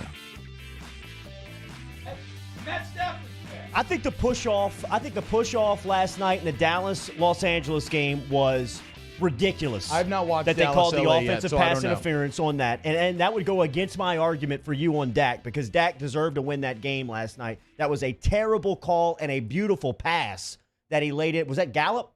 Was it Gallup that he laid it on? And Jalen Ramsey, who just became the highest paid cornerback in the league, got bailed out by the referees yesterday. To me, the A.J. Green offensive pass interference was a little bit more obvious. It was a little bit more obvious. He extended the elbow. It's still rare to see that call, especially a player like A.J. Green, but it was offensive PI. To me, they should have called it on Rudolph last playoffs. I mean, come on. If you're going to call it was the same play. He extended his elbow, right? I mean, it's full extension. If that is the letter of the law, then Kyle Rudolph should have deserved a flag in the playoffs. Like, I'm over that. I promise. Send him to school, for God's sakes. But look, but you've got one play left. To me, you've got 7 seconds left. He is on fire. Let me do some fact checking. He's on here. fire. He has just 12 yards to go. Down the field. 7 to 10 for 60 yards, I think, on that last drive at that point. And I mean, you can feel it. You can sense it in him by even the way that he's walking, that they're going to win the game, right? I mean, what was that on that 3rd down and 8 that he got the penalty, they moved him back? He converted it right again. Hits him across the middle to John Ross. John Ross dropped a big one for him late in the game. But to me, you've got one play left. I'm not even saying that you sacrifice the field goal. But if I'm Zach Taylor, I'm looking at 7 seconds on the clock. I'm looking at the way my quarterback's playing. I know who we are. I know who we are as a franchise. I say I got one more play left. I'm an offensive play caller. I'm putting Burrow on the field one more time to see if he can't get us in the paint. If not, send that bum Bullock out there and see if he can't get you to OT. In my opinion, so they were on the 13 after the penalty. My bad. They were on the 2. They were on the 3. I think you're right. Good call. I mean, that you're still saying that's negligible. In my opinion, though, when you back up to the 13 and you only have 7 seconds left and you have no timeouts left, I have no problem choosing to kick that field goal. There's a lot that could go wrong if you were to attempt another play. First off, I know it sounds crazy, but that extra 10 yards is a significant time difference in that sort of setup. You also got to remember that basically the middle of the field is almost going to be off limits, at least before the goal line, allowing the defense to kind of manipulate how they cover and force you into holding the ball a bit more. If you get sacked, it's game over. Like, I'm not saying y'all are whatever. These are the margins that the NFL coaches have to make decisions in. I just understand where Zach Taylor was coming from. You're right. He was hot. So kick the field goal.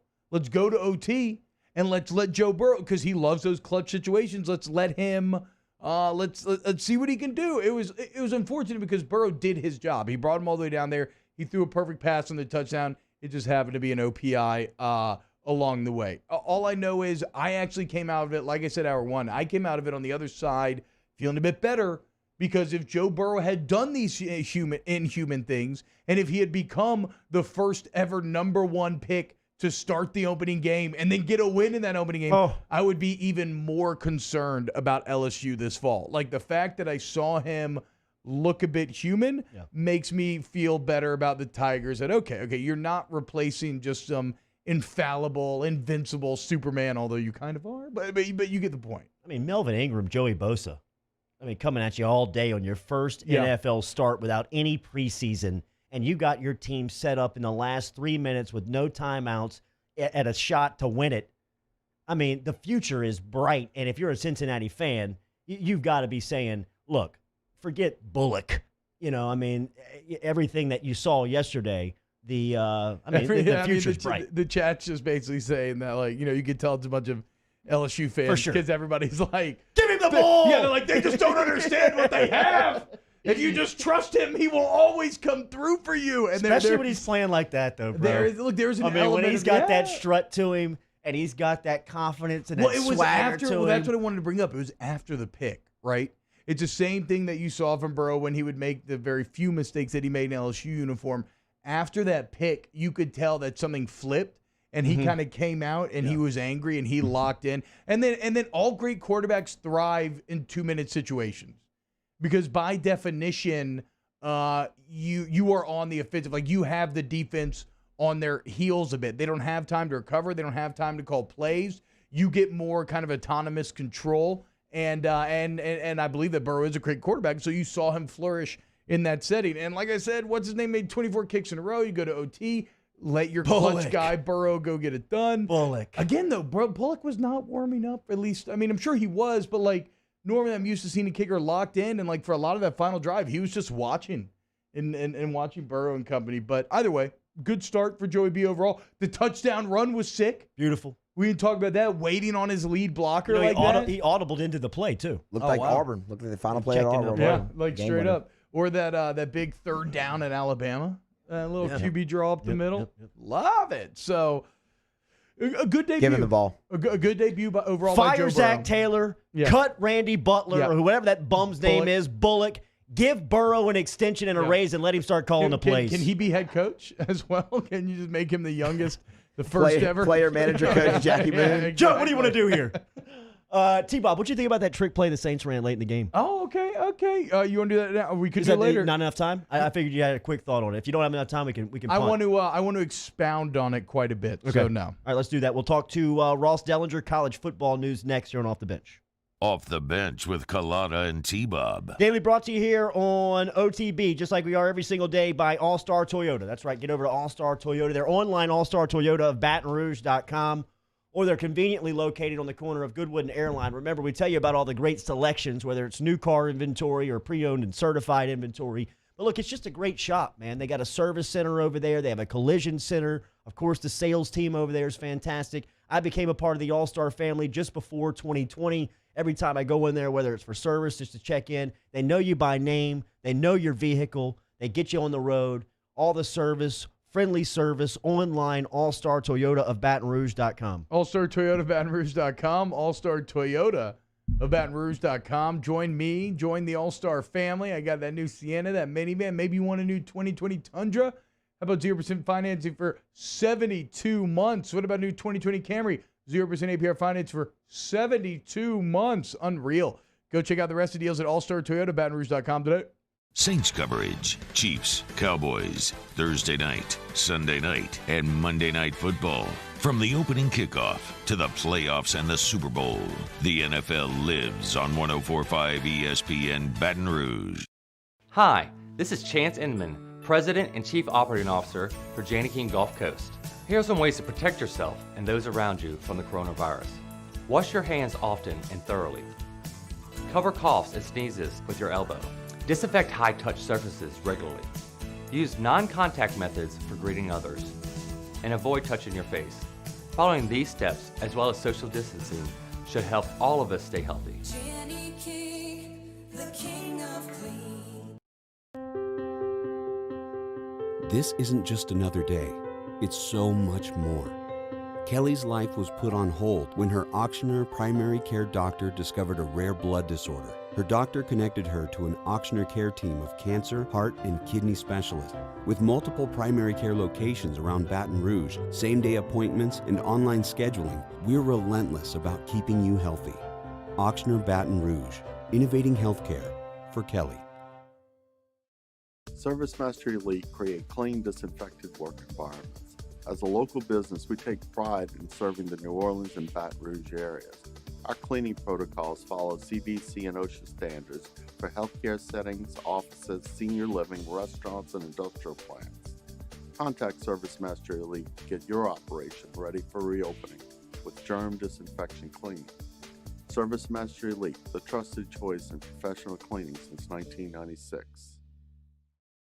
Gulf Coast Bank and Trust is a local bank with a straightforward philosophy. It's about doing the right thing for our customers. Participating in our community with annual local fundraisers, offering individual attention in a modern banking atmosphere with a trusted local company. Gulf Coast Bank invested in technology with a local touch, giving our customers the power to bank anywhere, anytime. We're building relationships through personal service as the bank that cares about you. Gulf Coast Bank and Trust, the bank that cares about you. To all of our heroes working on the front lines of this COVID-19 pandemic, your bravery and selflessness represent the very best of us, and we want to say thank you. I'm asking everyone around the state to join me in celebrating the heroism of our healthcare professionals on the 19th of every month at 1900 hours, that's 7 p.m. Write a note of appreciation, make plans to donate to charitable organizations, or say a prayer. To learn more, visit 19thanks.org. Thank you, and God bless. I've been doing business with Luba for 25 years. They're dependable, trustworthy. It's just the attention to detail with our clients. Our folks have years and years of experience. They're highly trained professionals, but many companies have that asset. What I'd like to think makes Luba a bit different is that we use those talents in a way that truly is dedicated to serving the needs of the folks who depend on it. Hey, it's Matt Moscona inviting you to join us for Friday's AFR presented by Don Juan Cigar Bar. Recapping opening night in the NFL and getting you set for a big weekend in college football, plus Terrio's in studio. Join us 3 to 6, 104.5 ESPN Baton Rouge.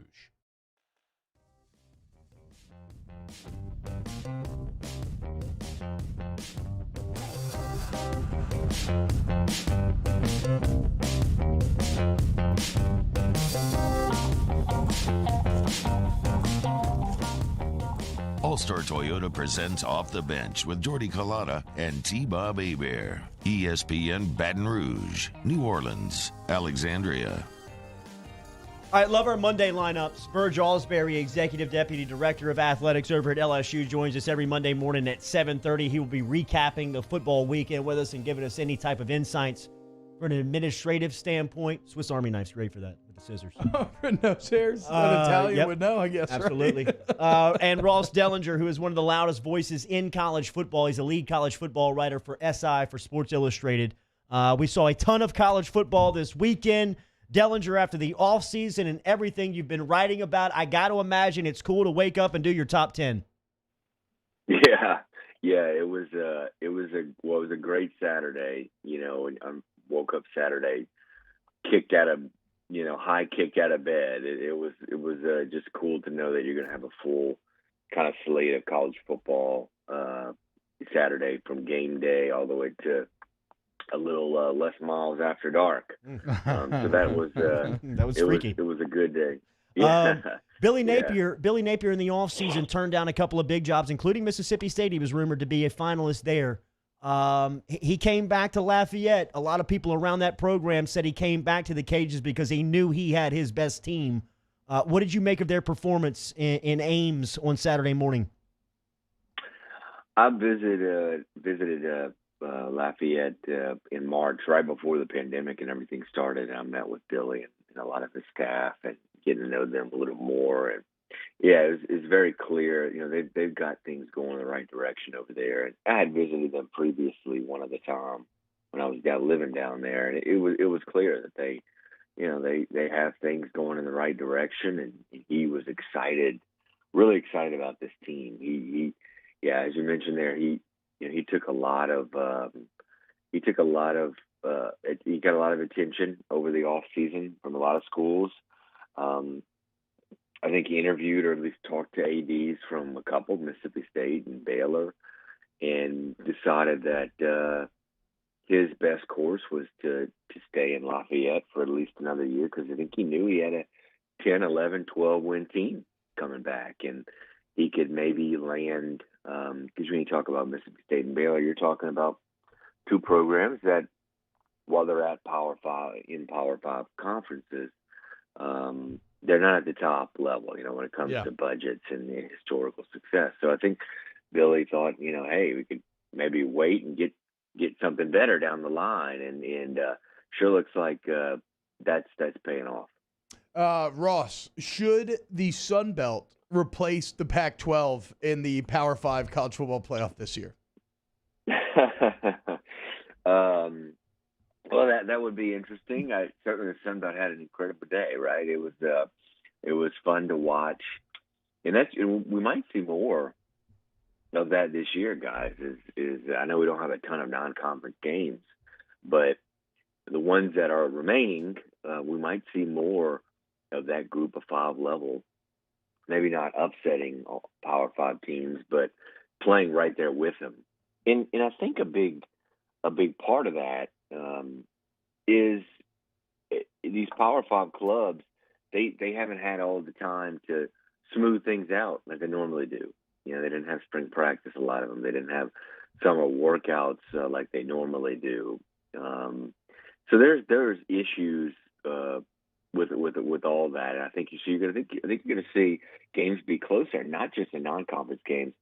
You might have some teams in conference games, that are big favorites that end up, not playing up to their potential against maybe lower level conference teams. I just think we're going to see. I think the parity in college football, in a lot of ways, things have evened out a little bit just because of the lack of prep time that everybody had. Yeah, and I don't know if this is completely what you were just talking about, but I mean, like, look at Georgia Tech beating Florida State 16-13, big win for that program. And so it was a weekend full of some surprising results. Which was the most surprising to Ross Dellinger as you watch football this weekend? Well, I think it was just the success of the conferences like the Sun Belt. And I think how they performed against teams on the road. And you mentioned Georgia Tech too. Shouldn't leave them out. Just overall, the underdogs and how they performed. I think we had 16 games on Saturday that were given up, a spread, official spread by the Vegas outlet. So we had 16 and 3 double-digit underdogs on the road. One game, not just covered, but one game. So that is the thing that to me I took away from Saturday. And then of course the other thing is COVID is still around. Georgia Southern reminded us all of that. They had 33 players inactive, some of them because of COVID issues, others suspensions, other injuries. And we're gonna see a lot of that probably this year. We'll have to prepare for it. Teams not only are having to deal with injuries and suspensions like they normally do, but they'll have to be dealing with COVID issues. And we wrote about it back in July. And I know for whatever reason, people think because we're writing about the obstacles of what COVID presents to having a college football season that we don't want college football, which is still insane to me. But we wrote about it back in July for a reason. And now we're seeing it play out. This is a huge obstacle to college football. These 14-day more mandatory quarantines for contact tracing, and that was a big reason why Georgia Southern lost so many players. I think Arkansas State was down several players, even though they won at Kansas State. They were down several starters. So we saw a lot of that too, and we'll see a lot of more of it, I'm sure, this season. Talking to Ross Dellinger, Sports Illustrated college football national writer here on Off the Bench. Ross, so Clemson does what Clemson does when they play their schedule, which is just dominate. But you look at UNC with a nice win over Syracuse, and then Notre Dame in their conference debut beating Duke. Do you have an opinion on who is the main challenger in that conference to Dabo and company? Probably Notre Dame. I mean, it still feels like it's Notre Dame. However, as you mentioned there, nobody looks really great, except for Clemson, of course. Yeah. So it remains to be seen if they really have a serious challenger, and I'm not so sure they do. We'll find out, I guess, at some point. And I believe Clemson does have to travel to Notre Dame later this year. I believe that's on the schedule, and they could, of course, conceivably meet a second time in the championship game. So I think it still is Notre Dame is the best competitor. What I'm trying to ask myself, who's going to compete with Oklahoma in the Big 12? The Big 12 had a rough day Saturday, and That's a good question. I'm wondering who's going to compete with them. So it's it's pretty clear who the top dogs are in those two conferences, the ACC with Clemson and Oklahoma in the Big 12. So speaking of the Big 12, LSU ties here, somebody that you know very well, Coach Miles in Kansas, losing to the Chanticleers. I mean, where do you go from here if you're the Jayhawks? Yeah, it's rough. I didn't get to watch a lot of it, but you know exactly what it looked like. Yeah. Here's the thing. I do think we should keep in mind. I don't want to make excuses for them for sure. They obviously battled some serious COVID issues up there. They're I want to say they paused, and I think the second pause wasn't reported, but I believe Kansas paused twice. 2 different times they had a pause practice, including once like 2 weeks ago because of some COVID-related issues. So again, this is what we're gonna see. Teams they're going to not just have to be dealing with injuries and suspensions and such, but they're going to have to overcome these COVID problems. And when you stop workouts for a week or two, it matters. It's going to end up coming back to impact you. And we've seen it with a lot of teams, and maybe Kansas was one, maybe it wasn't. Maybe they always were going to lose to Coastal Carolina. But Les has certainly got to start showing strides right in the right direction. However, I think everybody understands this year there's going to be a lot of coaches getting a pass this year. And I'm sure Les and them are going to be one of them. I'm not sure that he wouldn't get a pass on a normal year. I think when I went up there last year to do a story on their situation, I mean, look, it's bad. I mean, they when I went up there, they had like 50 players, I believe, on scholarship.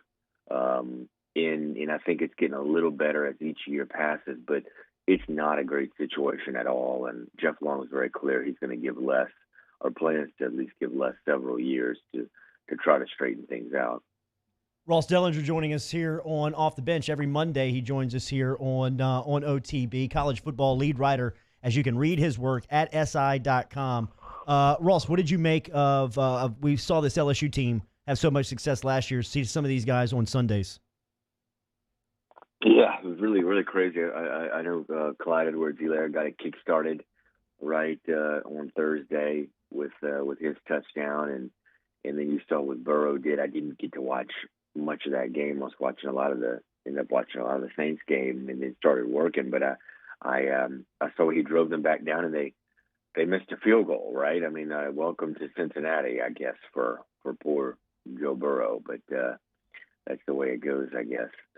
But yeah, it's exciting to see those guys, and it makes you feel old. You're like, oh, I used to cover that kid, or used to cover that kid in high school as a recruit, and now he's playing in the NFL, and it really makes you feel like an old man.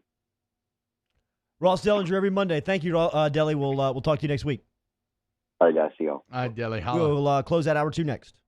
Off the Bench with Kalata and T-Bob. Brought to you daily by Central Plumbing Company, online centralplumbing.org. Get in touch with them at 925-8552. Remember, you need residential or commercial plumbing services? It's easy to find Central Plumbing Company. They've been around since the mid-'70s. Jay Payne, Zach Payne, Brandon LeBlanc. Remember over there, they stand behind their craftsmanship. Their warranty extends 30 days on their service work and up to a year on new installations. you want to purchase a new fixture, you can stop in and check out the showroom. All of that is online at centralplumbing.org. I know we talked about it, but Patrick Queen probably could have been in the weekend winners, as Chase Joubert says in the chat.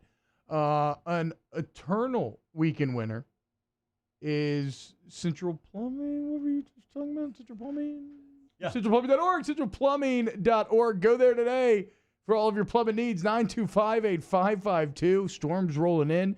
You need that home generator. They can sell it and install it in your house. Or look, there's any plumbing issue that you have. 925-8552. You don't lift a finger. Your problems are solved. Go to CentralPlumbing.org. CentralPlumbing.org.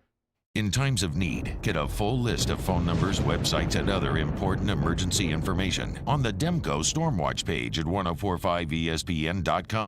When it's clearance time, smart customers rush to Richard's Honda because all your favorite Honda models are at fantastic prices.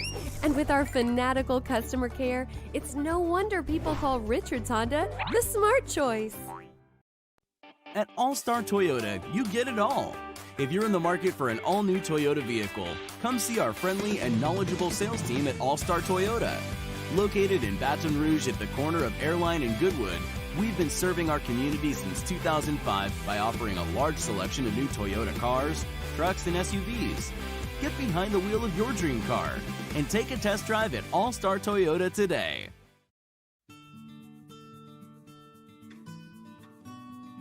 This is a house call. This is a follow-up appointment. This is a diabetes checkup. This isn't just more convenient care, it's more advanced care. This is innovating healthcare at Louisiana's #1 hospital, Auctioner. Are you a licensed contractor? There's lots of good contractors in Louisiana doing work the right way, but unfortunately, too many unlicensed contractors are working outside the licensing requirements. Working as a contractor in Louisiana requires a license for the company doing the work. The Louisiana State Licensing Board for Contractors wants to help you get licensed to allow you to conduct work legally. It's not difficult to get the license. We can help you. Go to lacontractor.org for more information. Licensed contractors, it's the law. Do you know the proper way to prevent the spread of COVID-19 in your office? We do. We're Jani-King, a leader in the cleaning industry for over 30 years, and we've developed comprehensive programs to address proper cleaning and disinfection. We have experience in applying disinfecting programs in hospitals, office buildings, schools, and other venues. Now we're ready to help and able to assist customers that need disinfecting services. Jani-King, the king of clean. Gulf Coast Bank and Trust is a local bank with a straightforward philosophy. It's about doing the right thing for our customers. Participating in our community with annual local fundraisers, offering individual attention in a modern banking atmosphere with a trusted local company. Gulf Coast Bank invested in technology with a local touch, giving our customers the power to bank anywhere, anytime. We're building relationships through personal service as the bank that cares about you. Gulf Coast Bank and Trust, the bank that cares about you. Gulf Coast Office Products is a nationally recognized Savin office equipment dealer based right here in Louisiana. Over 100 employees strong, Gulf Coast has the boots on the ground to support all vertical markets, from education, engineering, legal, and finance, with the latest in office technology, from desktop to production. Tune into a Monday edition of Game Time with Jimmy Ott and Ben Mintz. The guys recap Saints versus Buccaneers, as well as all their football picks from over the weekend. Join us from 6 to 8 p.m. on 104.5 ESPN Baton Rouge.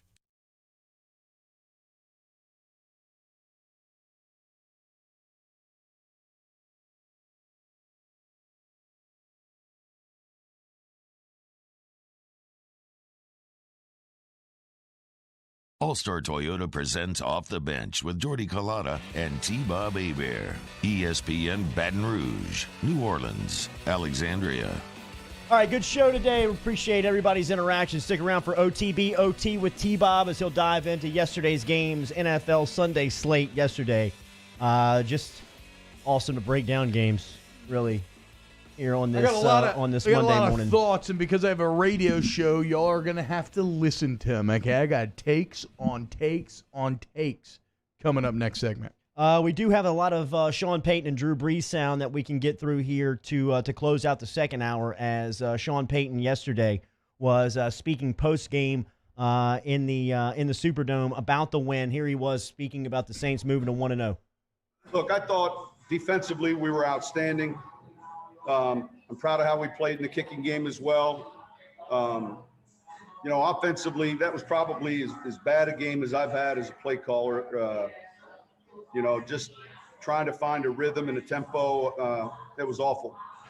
So there'll be a lot we have to correct and clean up. There always is after the first week of the season, regular season, and certainly first game really for us to play. But there's a lot of things we're going to look at that we're going to need to clean up, and we'll try to do that beginning this week.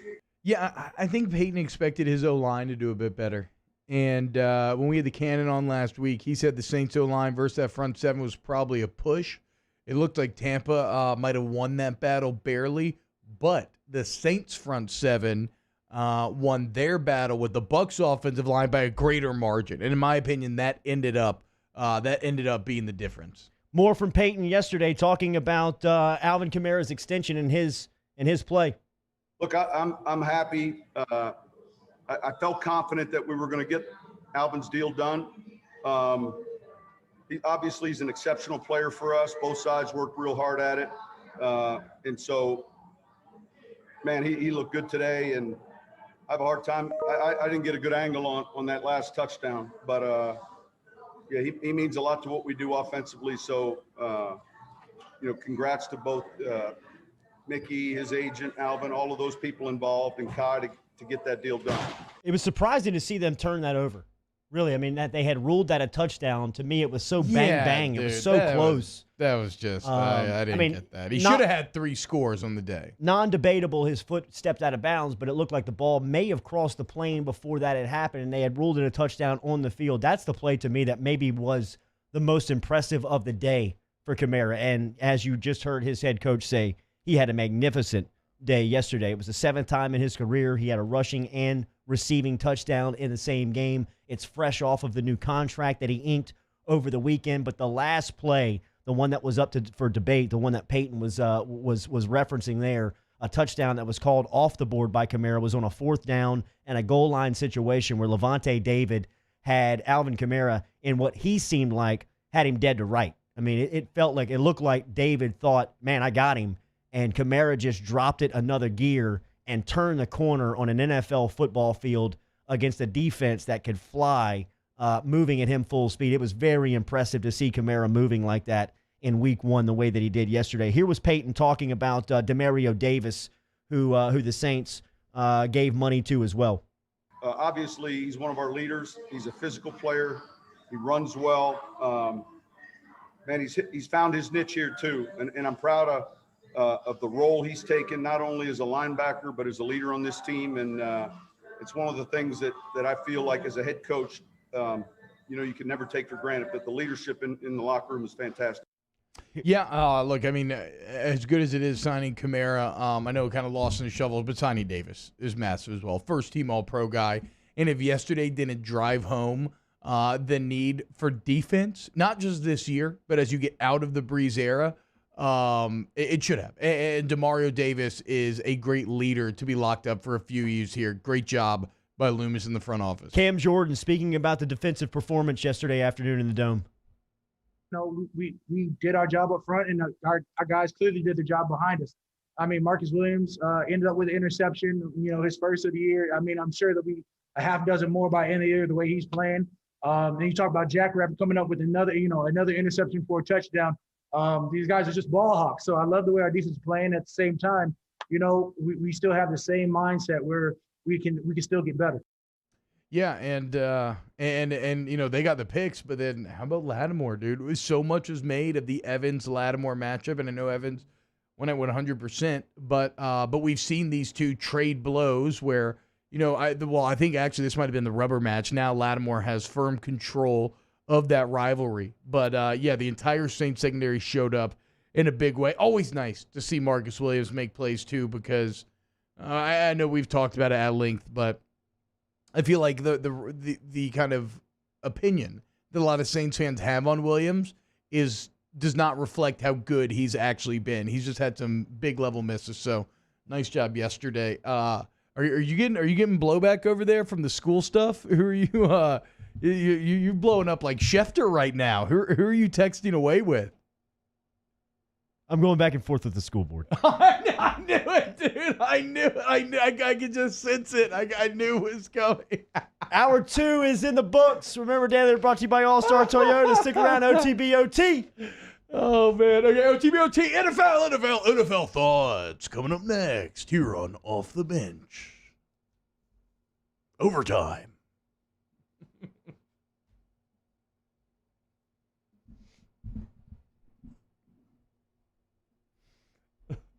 Off the Bench with Kalana and T-Bob. Brought to you daily here by Ochsner. Remember, Ochsner Sports Medicine Program, 3 locations serving the listening area. No matter if you're in New Orleans, North Shore, or Baton Rouge, they can take care of you. State-of-the-art facilities there. Professional athlete, a weekend warrior, or somewhere in between, the Ochsner Sports Medicine Institute has what it takes to get you back in the pool, back on the field, back on the court, as quickly and as safely as possible. Online, ochsner.org. Yeah, so ancient athlete, high school athlete, college, it doesn't matter, man. Get the same treatment, surgery, physical therapy that the professionals get. The physical therapy facilities, Baton Rouge, New Orleans, and on the North Shore are fantastic, y'all. But it's not all about injuries. How about just getting better, bigger, stronger, faster? Ochsner Performance Training, OPT, is for you. Again, the facilities are spectacular. You want plans to maximize your athletic potential? Ochsner can help you get there. They do things like gait analysis where you need to tweak your knee here and you'll get faster here. The bottom line, go check it out. Go to ochsner.org today. At All-Star Toyota, you get it all.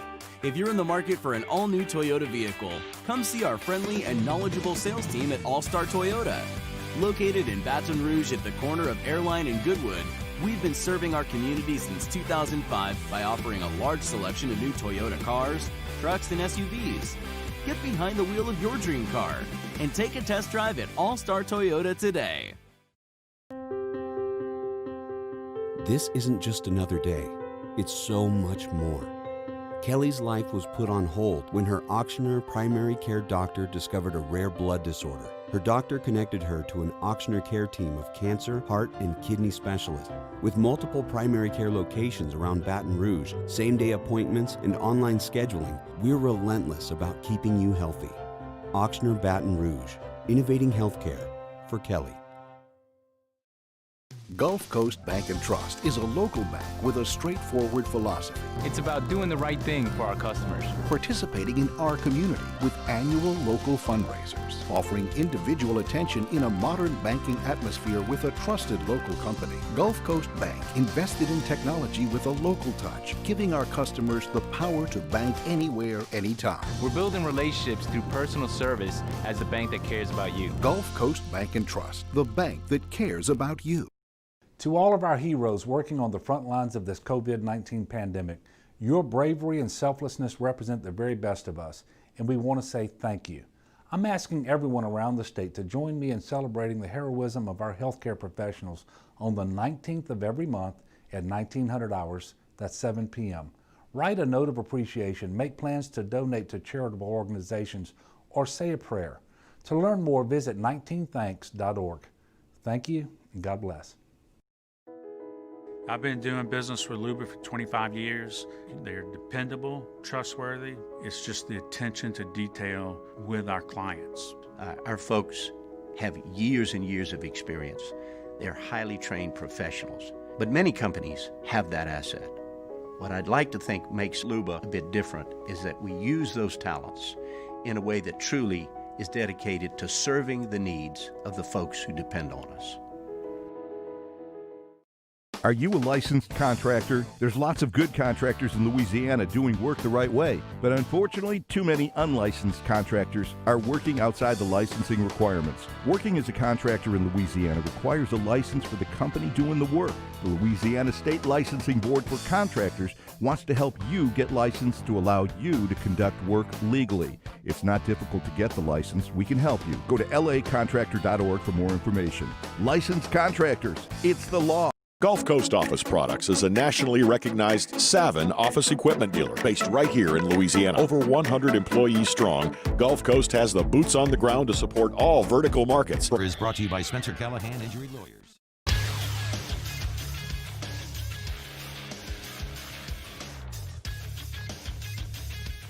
Good morning. It's 9 a.m. on Monday, September 14th. Today in Baton Rouge, expect to see partly cloudy skies with a high of 93. Coming up today on OTB OT, T-Bob recaps all the NFL action from this past Sunday. Follow today's show on Twitter or Instagram at OTB_ESPN. Watch live at the 104.5 ESPN YouTube channel. Interact in the Bayou Ford chat. And make sure you subscribe to the Off the Bench YouTube channel. Set your notifications. New content is posted there daily. OTB OT starts right now.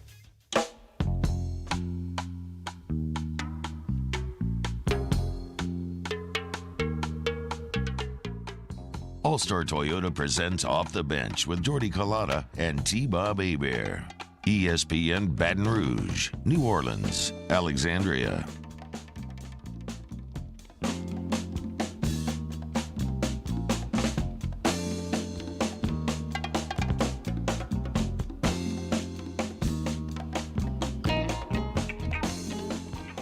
Welcome back.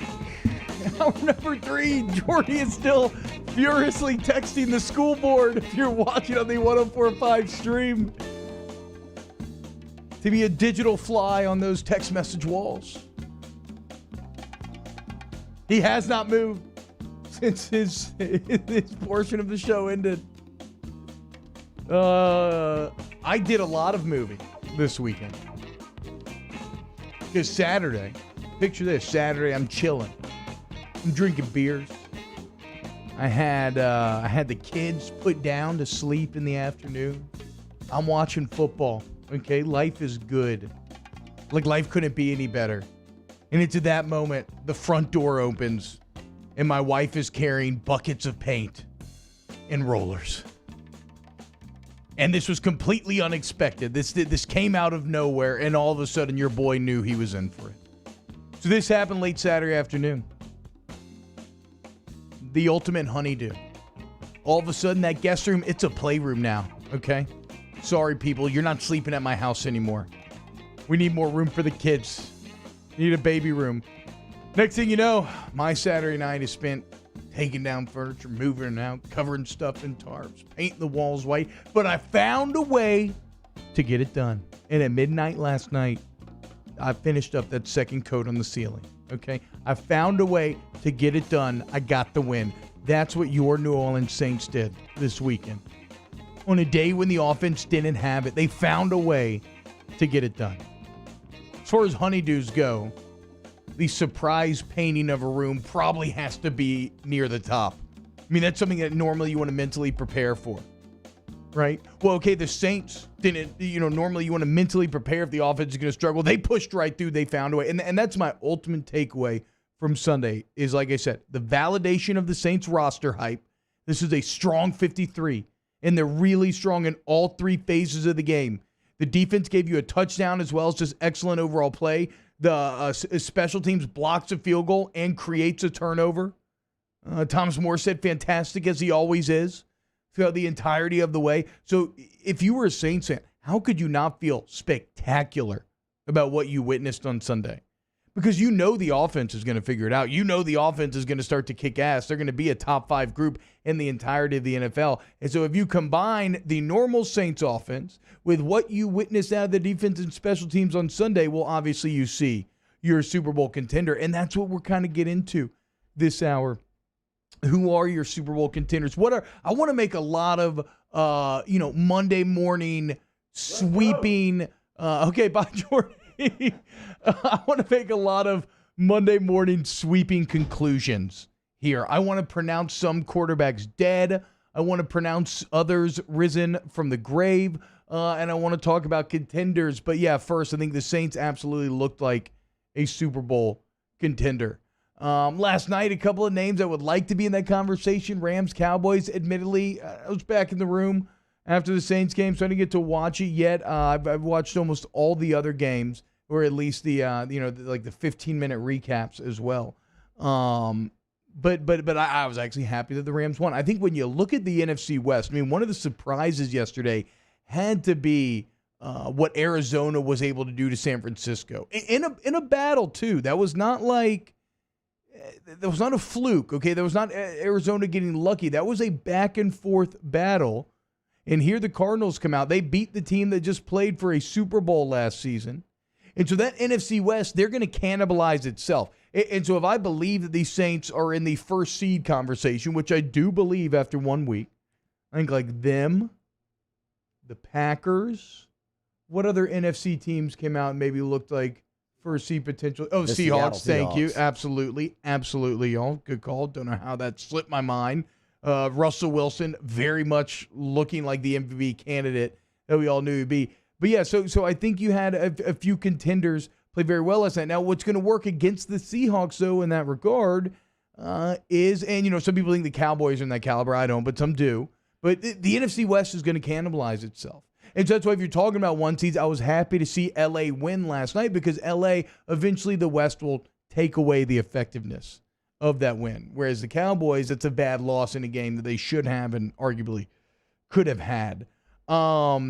Okay, before I get into some more of these takes as well, I do want to update. If you listened Friday, we had the Degeneration Dome, which was the first ever, the first week of the Pick'em competition that we're doing on Fridays. We're trying to give you gambling winners. Not a good week for the degenerates. Remember, it was Jimmy Ott, Ben Mintz, who hosts Game Time, myself, and then Triple M, Megan making money. Well, it was Megan who took it home.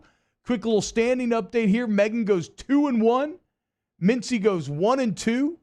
I went 0-2-1. Really disappointed. Thought Joey B was going to give me a win. And the Hot Father. Ooh, after talking all that noise on Friday with the 0-3 start. You think he'll take it well? I cannot wait to hear what he has to say for himself.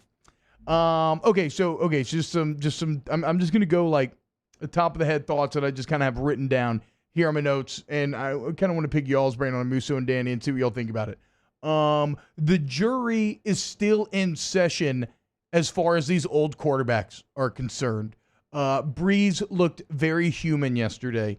The balls did not have a lot of zip on them. That is to be expected. And I love the fact that when he was struggling his most, he was 3 of 12 in that third quarter where they had like 7 yards or somewhere in that stretch. He was 3 of his last 12. I love that when he was at his worst, he found a way to hit the deep pass, the 50-yard bomb to Cook. So that was nice, but still some of his throws a lot to be desired. Tom Brady definitely left a lot to be desired. Right. Speaking of which, Belichick up 1-0 in the post-relationship scorekeeping card. Him and Cam Newton looked pretty damn solid. You know, not flashy, but guess what? You saw the Patriots last year. They don't have to be flashy. They can win with just solid, kind of control the ball quarterback play. Cam Newton can bring that to New England. They can run the ball. They're going to play defense. So Belichick wins the opening tilt. And for Brady, remember, everything about Tom Brady, look, him and Drew Brees are fighting the impossible battle, as is Phillip Rivers, as is Ben Roethlisberger Knight. They're fighting against time, right? And it's almost cliche at this point, but you will lose that eventually.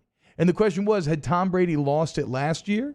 Or was that just a function of not having the weapons around him? Well, the Saints have a very good defense, but if we're just taking yesterday as evidence, that would point towards Tom maybe not having it anymore. Now, I still would not recommend fully giving yourself over to that idea.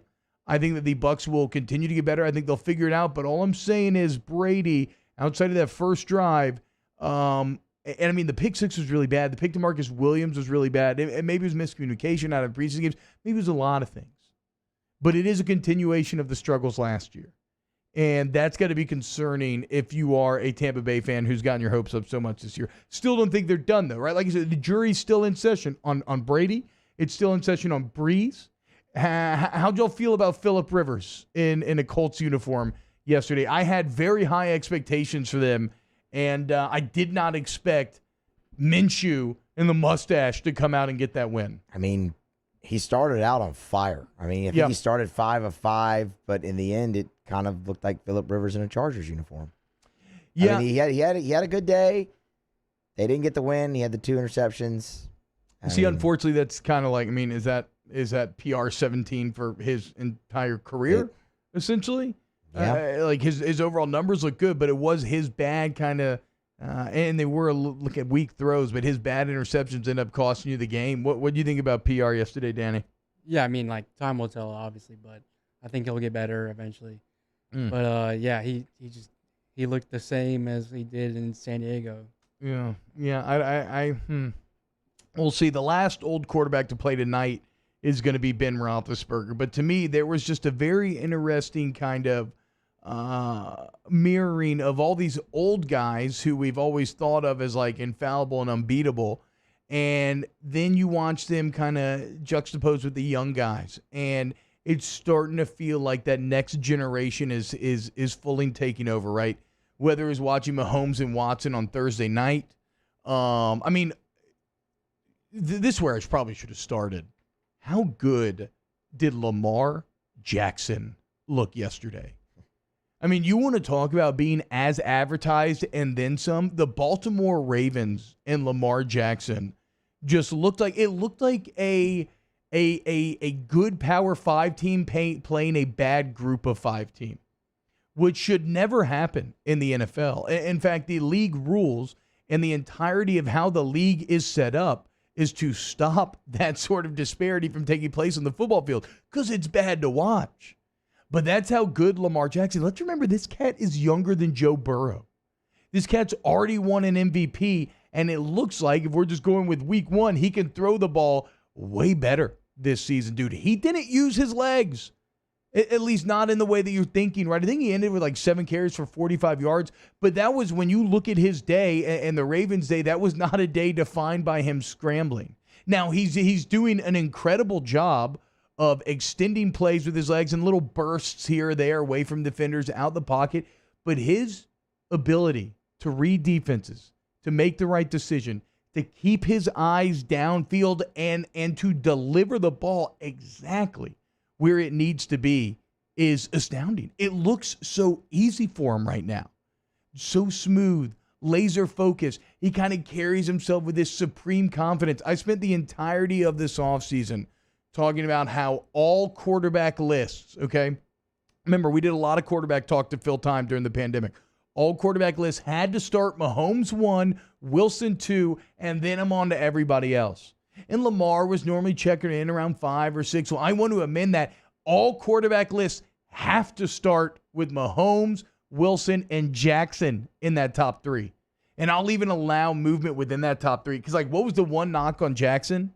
That he couldn't be, or that maybe he would never develop into that consistent pocket passer? Well, yesterday he looked like that and then some. And it looks like he's maybe arrived there way earlier in his career than anybody, or not than anybody, than a lot of people would have had you believe. So, I mean, I am just sitting here blown away by Lamar Jackson on this Monday. And like I said, the young quarterbacks, they're in a bit of a passing of the torch. Let's see if Roethlisberger can hold it down for the old heads tonight on a little Monday Night Football. All right, when we get back, continue to talk more NFL. We got more takes to get to. And then Larry Holder going to join us at 9:30, give you his take on the Saints game here on OTBOT. Stick around. OTBOT. Off the Bench, hanging with Esther and Hanny. After further review and more are all live daily on the 104.5 ESPN Baton Rouge YouTube channel. Subscribe now to interact with us inside the live chat driven by Bayou Ford. Here at the Big Squeezy, we continue to serve the Baton Rouge and Southeast Louisiana areas during these troubling times. We are dedicated to providing you healthy food items to help you live your best life. From our cold-pressed juices to our delicious smoothies, let the Big Squeezy keep you going. Stay active, stay happy, and let us help you stay healthy. Visit us at our locations and also inside of Alexander's and the Thurns grocery stores or online at thebigsqueezy.com. To all of our heroes working on the front lines of this COVID-19 pandemic, your bravery and selflessness represent the very best of us, and we want to say thank you. I'm asking everyone around the state to join me in celebrating the heroism of our healthcare professionals on the 19th of every month at 1900 hours, that's 7 p.m. Write a note of appreciation, make plans to donate to charitable organizations, or say a prayer. To learn more, visit 19thanks.org. Thank you, and God bless.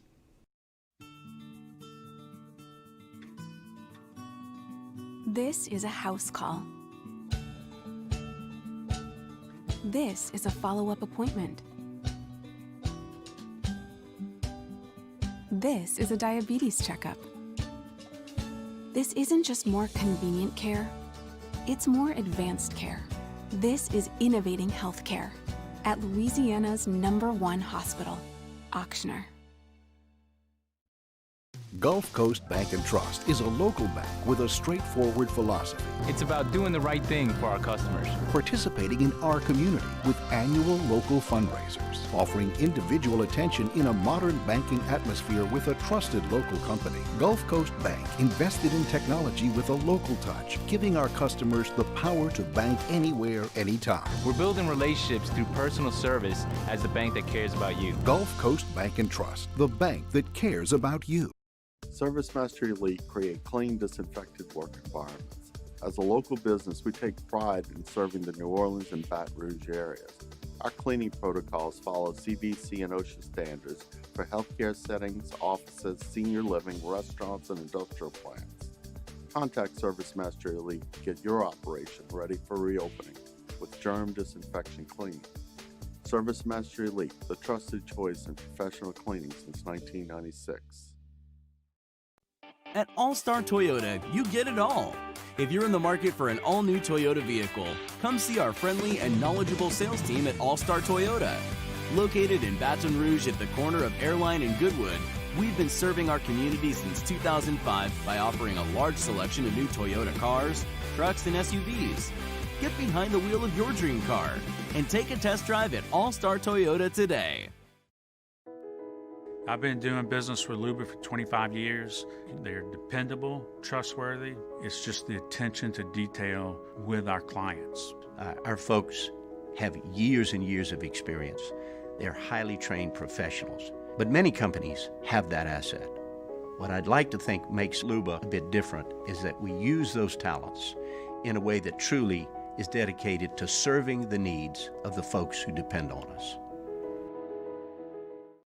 Are you a licensed contractor? There's lots of good contractors in Louisiana doing work the right way, but unfortunately, too many unlicensed contractors are working outside the licensing requirements. Working as a contractor in Louisiana requires a license for the company doing the work. The Louisiana State Licensing Board for Contractors wants to help you get licensed to allow you to conduct work legally. It's not difficult to get the license. We can help you. Go to lacontractor.org for more information.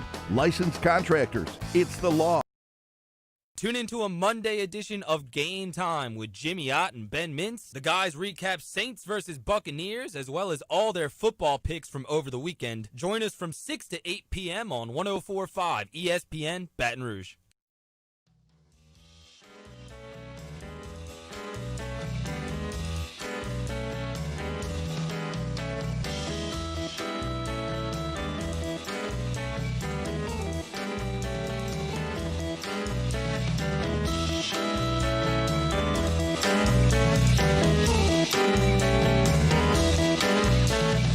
OTB OT with T-Bob Hebert, ESPN Baton Rouge, New Orleans, Alexandria. We tried surprise calling Jacob Hester to make him account for his old man best friend quarterback, PR-17. Is OTBOT ready to take the stand that PR-17 is done? I'm not willing to say it on Brady yet. I'm not willing to say it on Brees. I was flirting with it on PR-17. But I guess what saves him is overall the numbers are still good. But just like we said, a couple of really bad blunders that end up costing him the game. Gardner Minshew, though. Okay, so we'll actually, before I get into that, take some great conversation going on in the YouTube chat. Like it, share it, all that stuff. Subscribe, if you're enjoying it. But some arguments being had about Russell Wilson, Mr. Unlimited. Please don't. And whether or not he could beat up Future. Of course, Mr. Unlimited could beat up Future. My guy Dev in the chat saying that Future's 6'7", he's 6'2". Okay. Future gets a thing where if you're a normal person and you're viewed around other normal people, you're going to appear taller than an athlete does. Because like Russell Wilson's already always hanging out around J.J. Watt. It's a basketball player problem, right? It's how Chris Paul looks like he's under 6 feet, and then you learn that Chris Paul's actually like 6'3", pushing 6'4". Future 6'2". Mr. Unlimited, would beat his ass. Okay, that's just the bottom line. And, I mean, look at what Mr. Unlimited did yesterday to the Atlanta Falcons. 31 of 35, 322, 4 touchdowns, 0 picks. When you're talking about Wilson, Jackson, Mahomes, I think those are your top 3 MVP candidates right now. And after week 1, even though Mahomes basically kind of yawned his way to a 3-touchdown performance, and Lamar Jackson, he was, like I said, I could talk. I mean, I was just so impressed, blown away by him yesterday. Ultimately, it is Wilson who's probably atop that. Well, shoot, I have to throw in a 4th guy. And you know I don't want to. It's been an entire offseason ragging on him. But Don't do it. Don't do it. I have to. Don't do it. I have to. It was one game. Don't do it. I'm a slave to objectivity here on this Monday, and we're making a lot of sweeping one-game conclusions. But yes, Aaron Rodgers also firmly atop the MVP conversation after 1 week. And Aaron Rodgers looking way better. Oh, my pain having to say this, but Aaron Rodgers looked way better than Drew Brees here week 1. Now, I don't think the Vikings, ironically, I don't think the Vikings front 7 is the Bucs front 7. I think not having Danielle Hunter really hurt them. I think that what has happened to the Vikings defense in a couple of years, going from one of those feared units in the league to now there's no Linval Joseph, there's no Danielle Hunter, there's no Everson Griffin. Do they still have Xavier out there corner? The bottom line is that the Vikings defense, they still do. Okay, but the Vikings defense, a far cry from what it was a couple of years ago. But Aaron Rodgers, spectacular. And now Danny's putting the highlights on. Spectacular yesterday, unfortunately. So there are 4 QBs that I think sit atop the potential MVP race after week 1, but Mr. Unlimited is leading the way. Look at that NFC West, though, yesterday. I mean, when you look at what the Seahawks did, what Arizona did, the Rams getting a big win over the Cowboys, it's kind of like the inverse of what you saw out of the NFC South, where the Saints sit alone at the top of the South standings with the win. Okay, some other thoughts that I had. We're going to talk about my Burrow thoughts. We talked about adding Lamar Jackson. Okay, a little better than expected. Y'all rack your brains here. Let me know if you have a better than expected. I should have probably told you ahead of time. Better than expected kind of element from this weekend. I'm starting with the Jacksonville Jaguars and Gardner Minshew. I sincerely hope that Gardner Minshew proves the haters wrong, because I had given myself over to the hateful propaganda. I had started to believe the haters. That Gardner Minshew is not a legit quarterback, that he's just a stopgap. They're trying to get Trevor Lawrence, all of these things. And I'm not saying that they're not trying that from a front office standpoint. They might be into tanking, but sometimes you have a player who plays well enough that he doesn't allow you to. That's how it felt watching Gardner Minshew yesterday. He had 15 completions in a row at one point. So better than expected. Shout out to you, Gardner Minshew and the Jacksonville Jaguars. You got someone, Musa? The Vegas Raiders, man. Okay. Especially the offense. Yeah. We all knew Josh Jacobs was very good, and he was excellent yesterday. Derek Carr had a pretty good day. I had forgotten about Josh Jacobs. Me and Jordy were talking about this before the show. He's talking about Josh Jacobs. I didn't even remember who that was. That's how much I have blacked out the last 8 years of Alabama LSU previous to last year's game. Josh Jacobs really had his coming out party for Alabama in the championship game that one year. That's right. Yeah, and then Henry Ruggs, speaking of Alabama, everybody kind of trolled the Raiders for that pick. Like, oh, you're just getting him to throw the deep balls to him. Well, it kind of worked. Yeah. So, I mean, better than expected. Yeah, that's exactly. Better than expected, the Raiders offense. Danny, you got one? Oh, my bad, Danny. The Washington football team. Yep. I thought they would come out and be awful against I thought it would be a good Eagles team. But, Dwayne Haskins didn't look bad at all. And Ron Rivera is still coaching good. I mean, dude, I thought I was so secure. So on the Degeneration Dome, when I chose Eagles -5.5, I thought that was like a bet your kids college tuition on it type of setup, which shows two things: how amateur and bad I am at gambling. So like, recognize, don't listen to any of my picks. But more so, yeah. And I wasn't even betting on the Eagles because, as we'll get into, the Eagles got problems. Carson Wentz got problems. It wasn't even that I was betting on the Eagles. It's just that I was betting on Washington's dysfunction. And hindsight is always 20/20. But how could I have ever bet against Riverboat Ron in that regard? Like if one thing you should have known that FT wasn't going to be dysfunctional, right? They can be really bad in a lot of ways, but they weren't going to be dysfunctional. Ron Rivera is just too good of a coach, and especially after going down 17-0. I mean, I was victory lapping. I was like, "Oh, look at that! I told you, dude, to be my pick. I'm a genius." I was victory lapping, and they put their foot in the ground. I also want to throw in Dwayne Haskins into that mix, okay? Because that's the other reason I went against him. I thought Dwayne Haskins had showed you nothing that said he was ready to be an NFL quarterback. There is a reason he beat out Joe Burrow at Ohio State, right? And I know we view everything through the lens of Joe Burrow because, of course, we do. But there's a reason why he beat him out. And I started to see that yesterday. A lot of zip on his throws, fitting into some tight spots. I ended up being impressed. Chase Young in that Washington defense, too. I shouldn't even mention Chase Young first because like Kerrigan and all the other guys. But you had Chase Young to that mix. The defensive line sacks Wentz 8 times. Okay, so better than expected. Absolutely Washington. Aaron Rodgers and the Packers are better than expected for me. One thing I do want to touch on here. We mentioned Baker Mayfield struggles. He did terrible. Lamar Jackson and company dominate. But what if you're an Eagles fan? Because Baker Mayfield's still on that rookie contract, so you can still bail from him if you really don't think he's the guy. But how in the world can Eagles fans feel happy about the fact that they are committed to Carson Wentz? I mean, when was the last time that Carson Wentz has actually been really great? It was that Super Bowl year where he was playing at an MVP level, and then he got hurt and he didn't do it.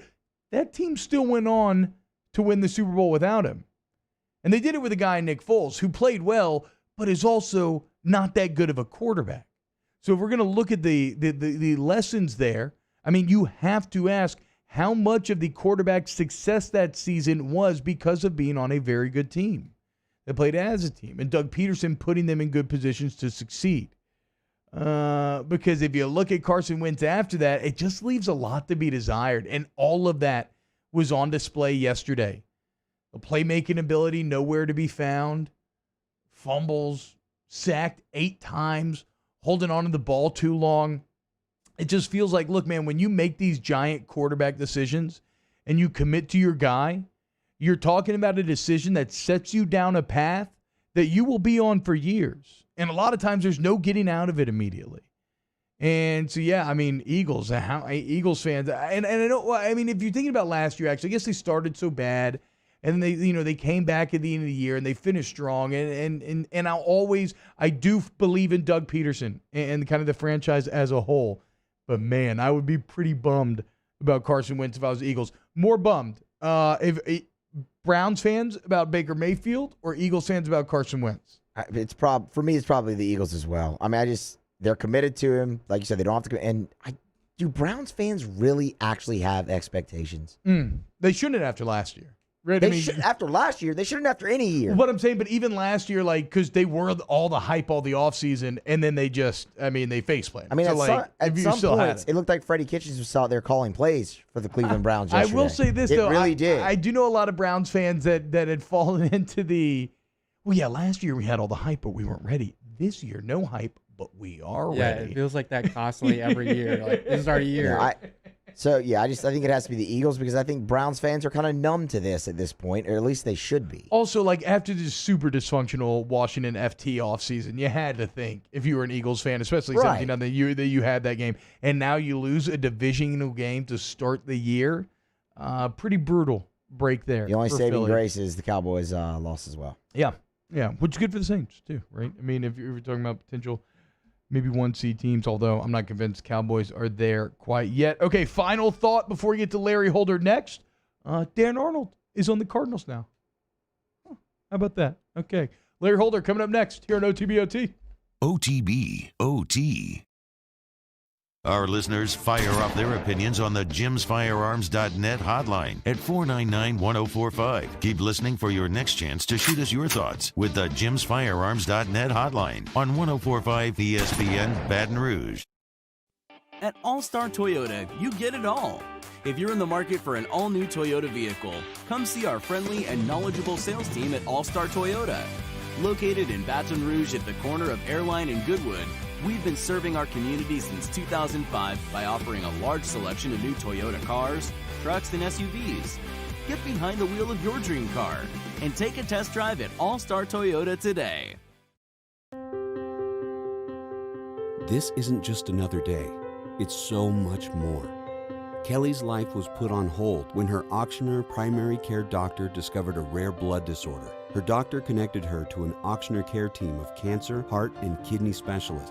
With multiple primary care locations around Baton Rouge, same-day appointments, and online scheduling, we're relentless about keeping you healthy. Auctioneer Baton Rouge, innovating healthcare for Kelly.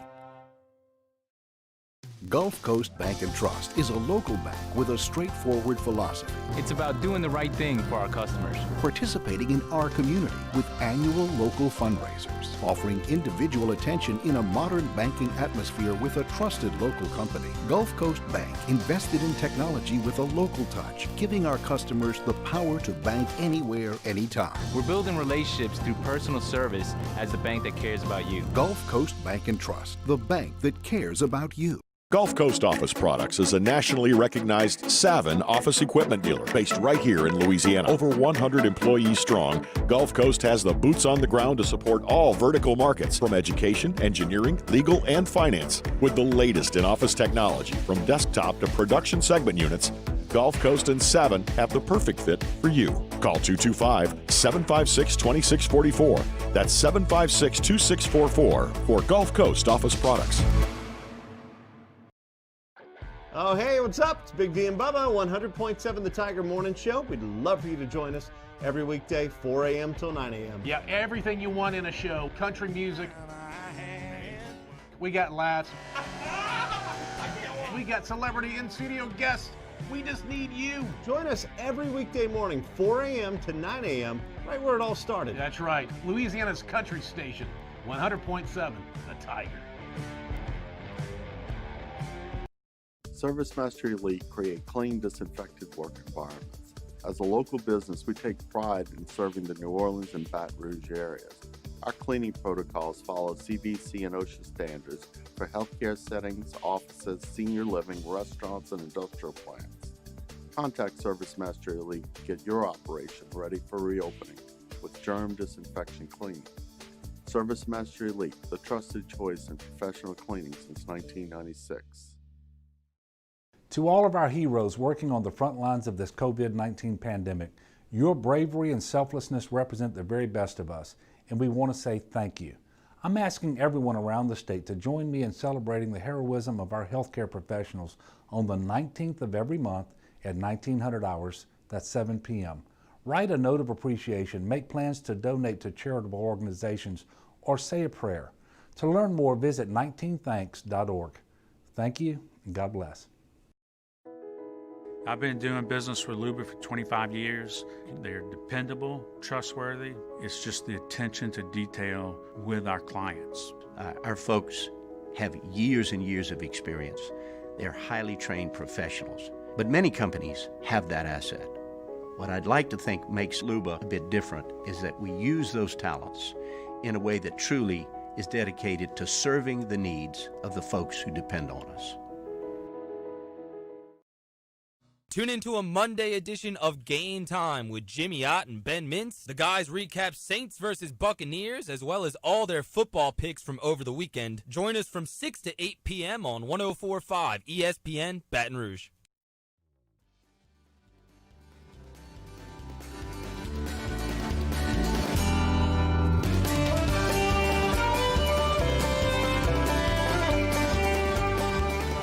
OTB OT with T-Bob Hebert, ESPN Baton Rouge, New Orleans, Alexandria. He's the rootinest, tootinest cowboy in the wild, wild west. Welcome back, OTB OT. Right now, it's my pleasure to, Danny, how do you feel about this? Hold the Mayo Sports in the chat.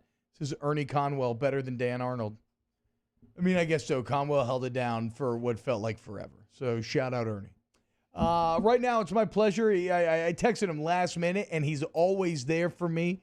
My guy, Larry Holder of The Athletic. The Athletic just hitting 1 million subscribers, by the way. Athletic.com/hold that podcast for $1 a month sign-up deal. Check it out. Larry, what's up, dude? Thanks for joining us on this post-NFL Week 1 Monday. How you feeling?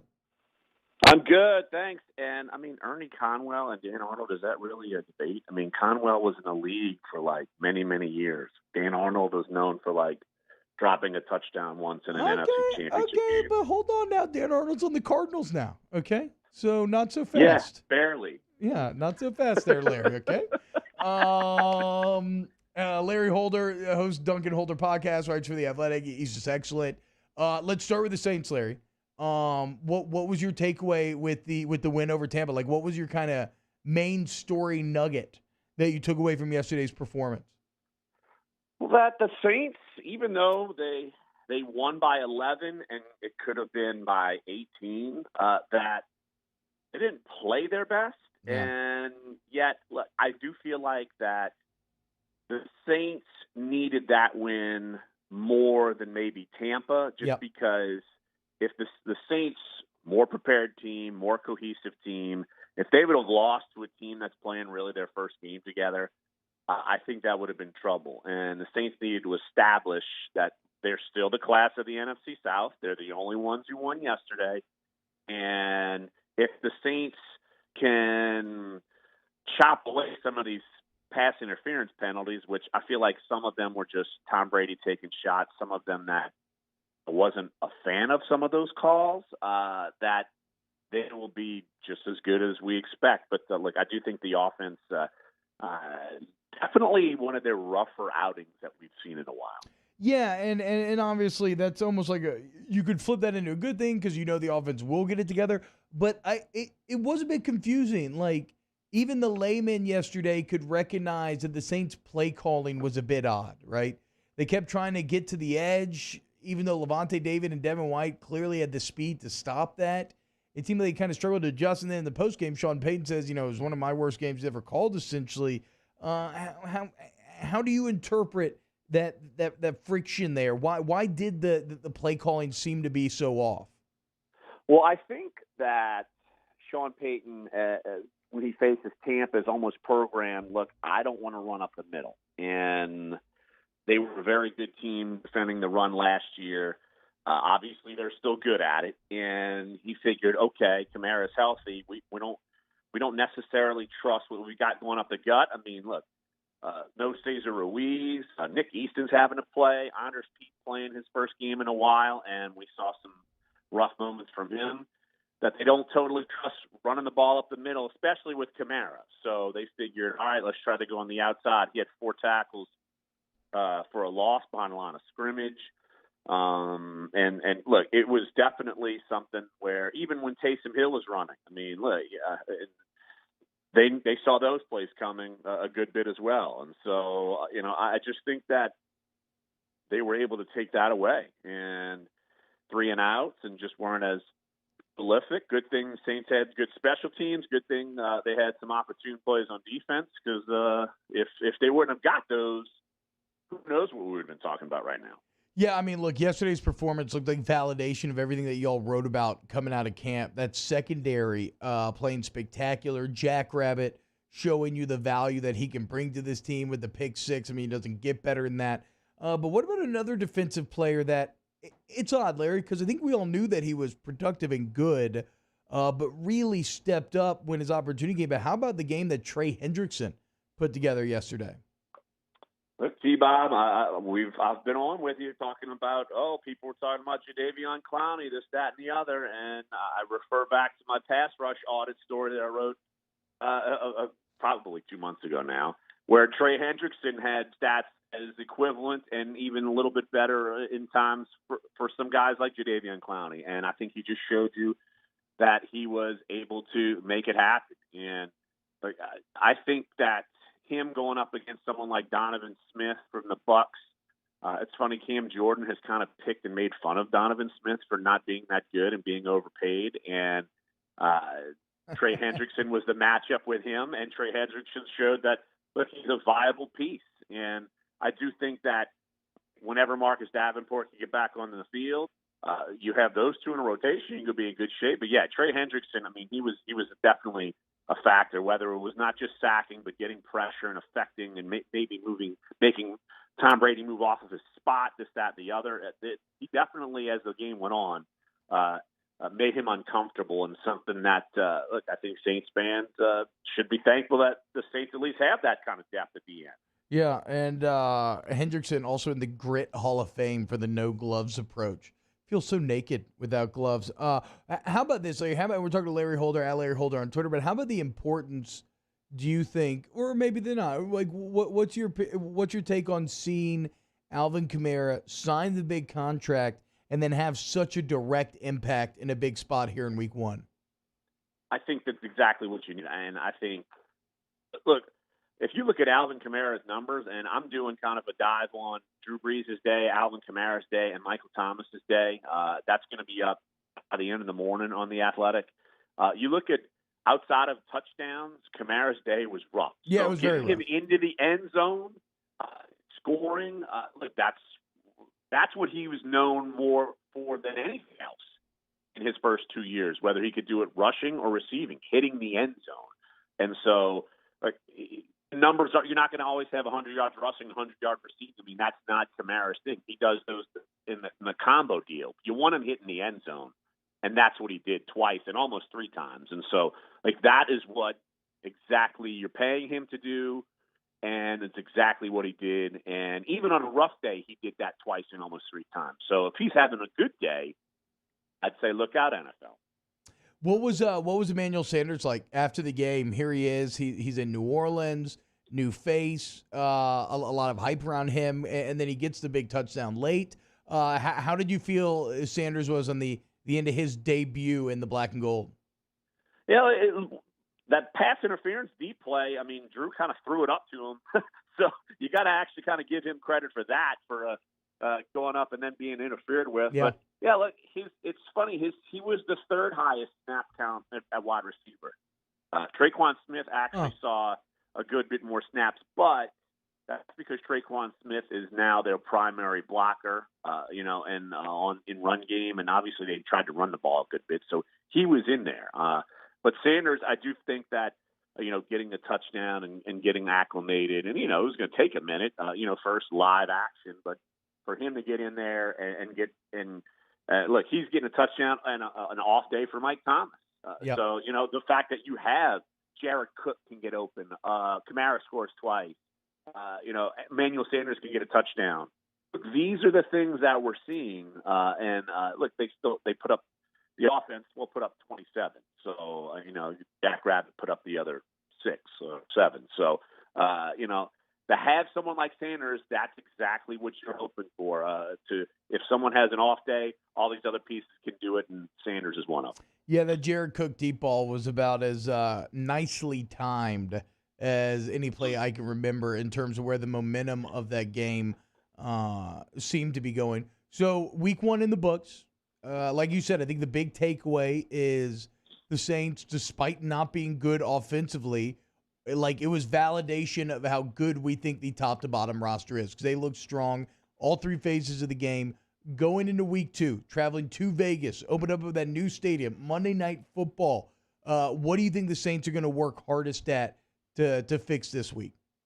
I definitely think it's their offensive efficiency. It's not like the Saints take a bunch of shots, but boy, they just really weren't able to get anything going. And so I think that Las Vegas, even though they won, they did the Saints a favor, but I still think that they're more susceptible than the Bucs. And again, you're going on the road, you're not dealing with a home crowd, so that's equal to what the Saints dealt with this week, and we're still able to win at home, and so Tampa did. But no, I think fixing some things up front.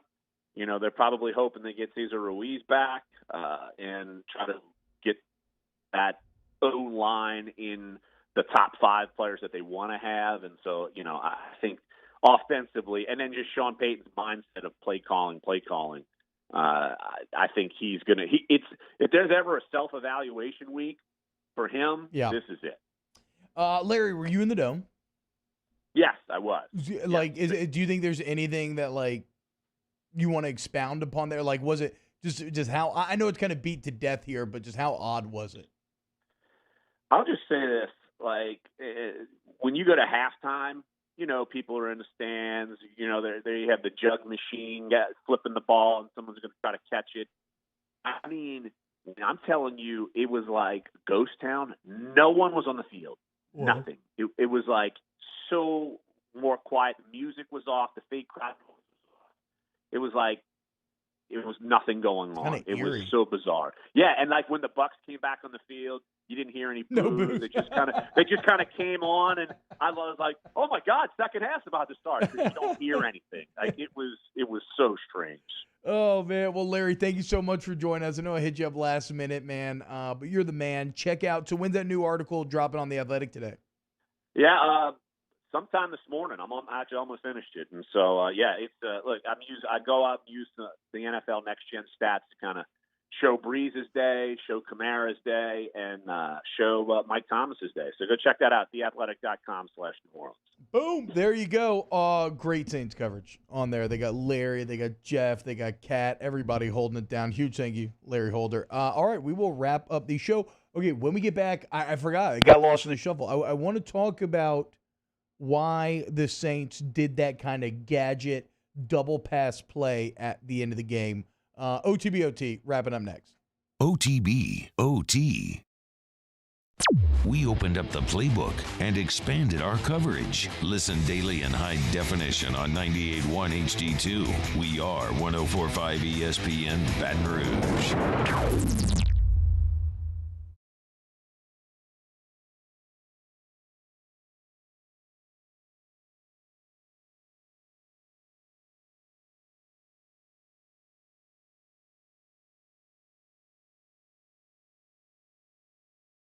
If I built a van, it would do more than haul. It would carry my entire business. I'd make it available in dozens, if not thousands of configurations.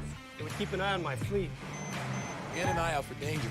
If I built a van, I'd make it available in diesel and gas. And I'd build it right here in South Carolina. Introducing the all-new Sprinter, starting at $33,790. Built in the USA. Mercedes-Benz. Vans. Born to run.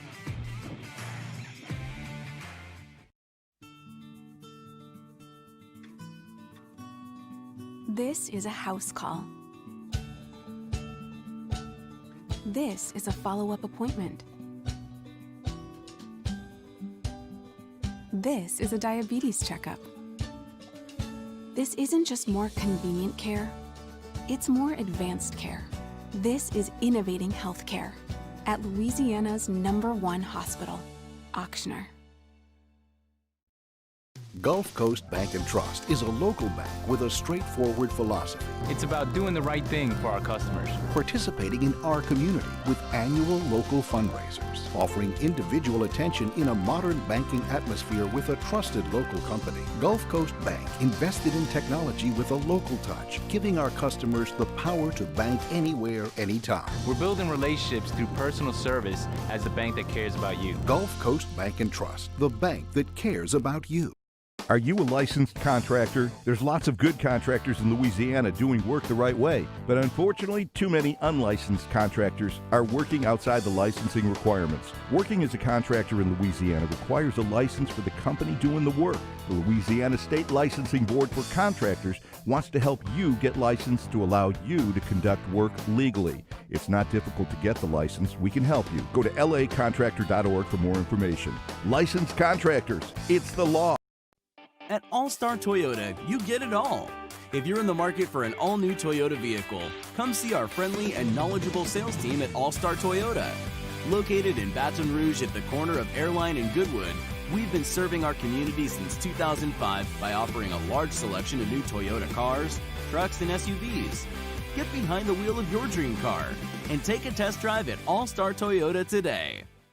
Gulf Coast Office Products is a nationally recognized Savin office equipment dealer based right here in Louisiana. Over 100 employees strong, Gulf Coast has the boots on the ground to support all vertical markets, from education, engineering, legal, and finance. With the latest in office technology, from desktop to production segment units, Gulf Coast and Savin have the perfect fit for you. Call 225-756-2644. That's 756-2644 for Gulf Coast Office Products.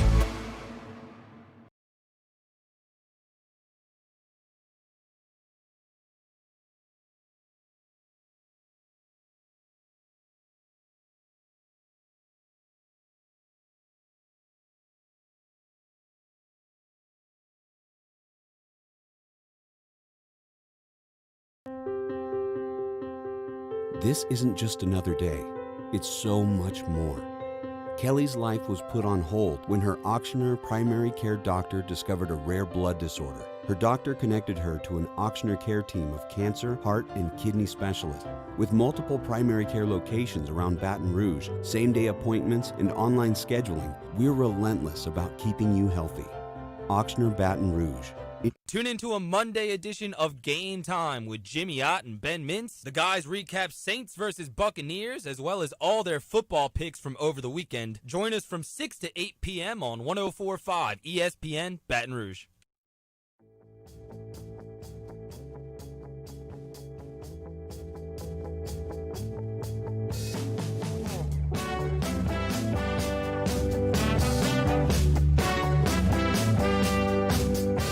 OTB OT with T-Bob Hebert, ESPN Baton Rouge, New Orleans, Alexandria. Ooh, the music got me all bebopping around. I'm happy. We had a full weekend of football. It was spectacular. NFL, so much fun yesterday. Maybe not if you're Jimmy Ott. Ofer, Otter. Ofer. Degeneration Dome, right? Saturday, 3 Degenerates, Game Time. The gambling show we always want you to listen to. Otter goes 0 for 3 on his NFL picks. He had Falcons plus 2.5. Imagine betting against Mr. Unlimited. Imagine betting on the Atlanta Falcons. Otter, you have a lot to answer for. For what it's worth, our girl Triple M, Megan Making Money, the only member of the Degeneration Dome who had a positive record at 2-1 on the weekend. Mincy 1-2, myself 0-2-1. Speaking of the Falcons, 0 for 4 on fourth down. And off of those fourth down stops, the Seahawks scored 3 touchdowns and a field goal. Dan Quinn, you suck. DeAndre Hopkins was fantastic. Bill O'Brien, you suck. Did you see DeAndre Hopkins was like 14 catches, like 150 or something? And that's without a score?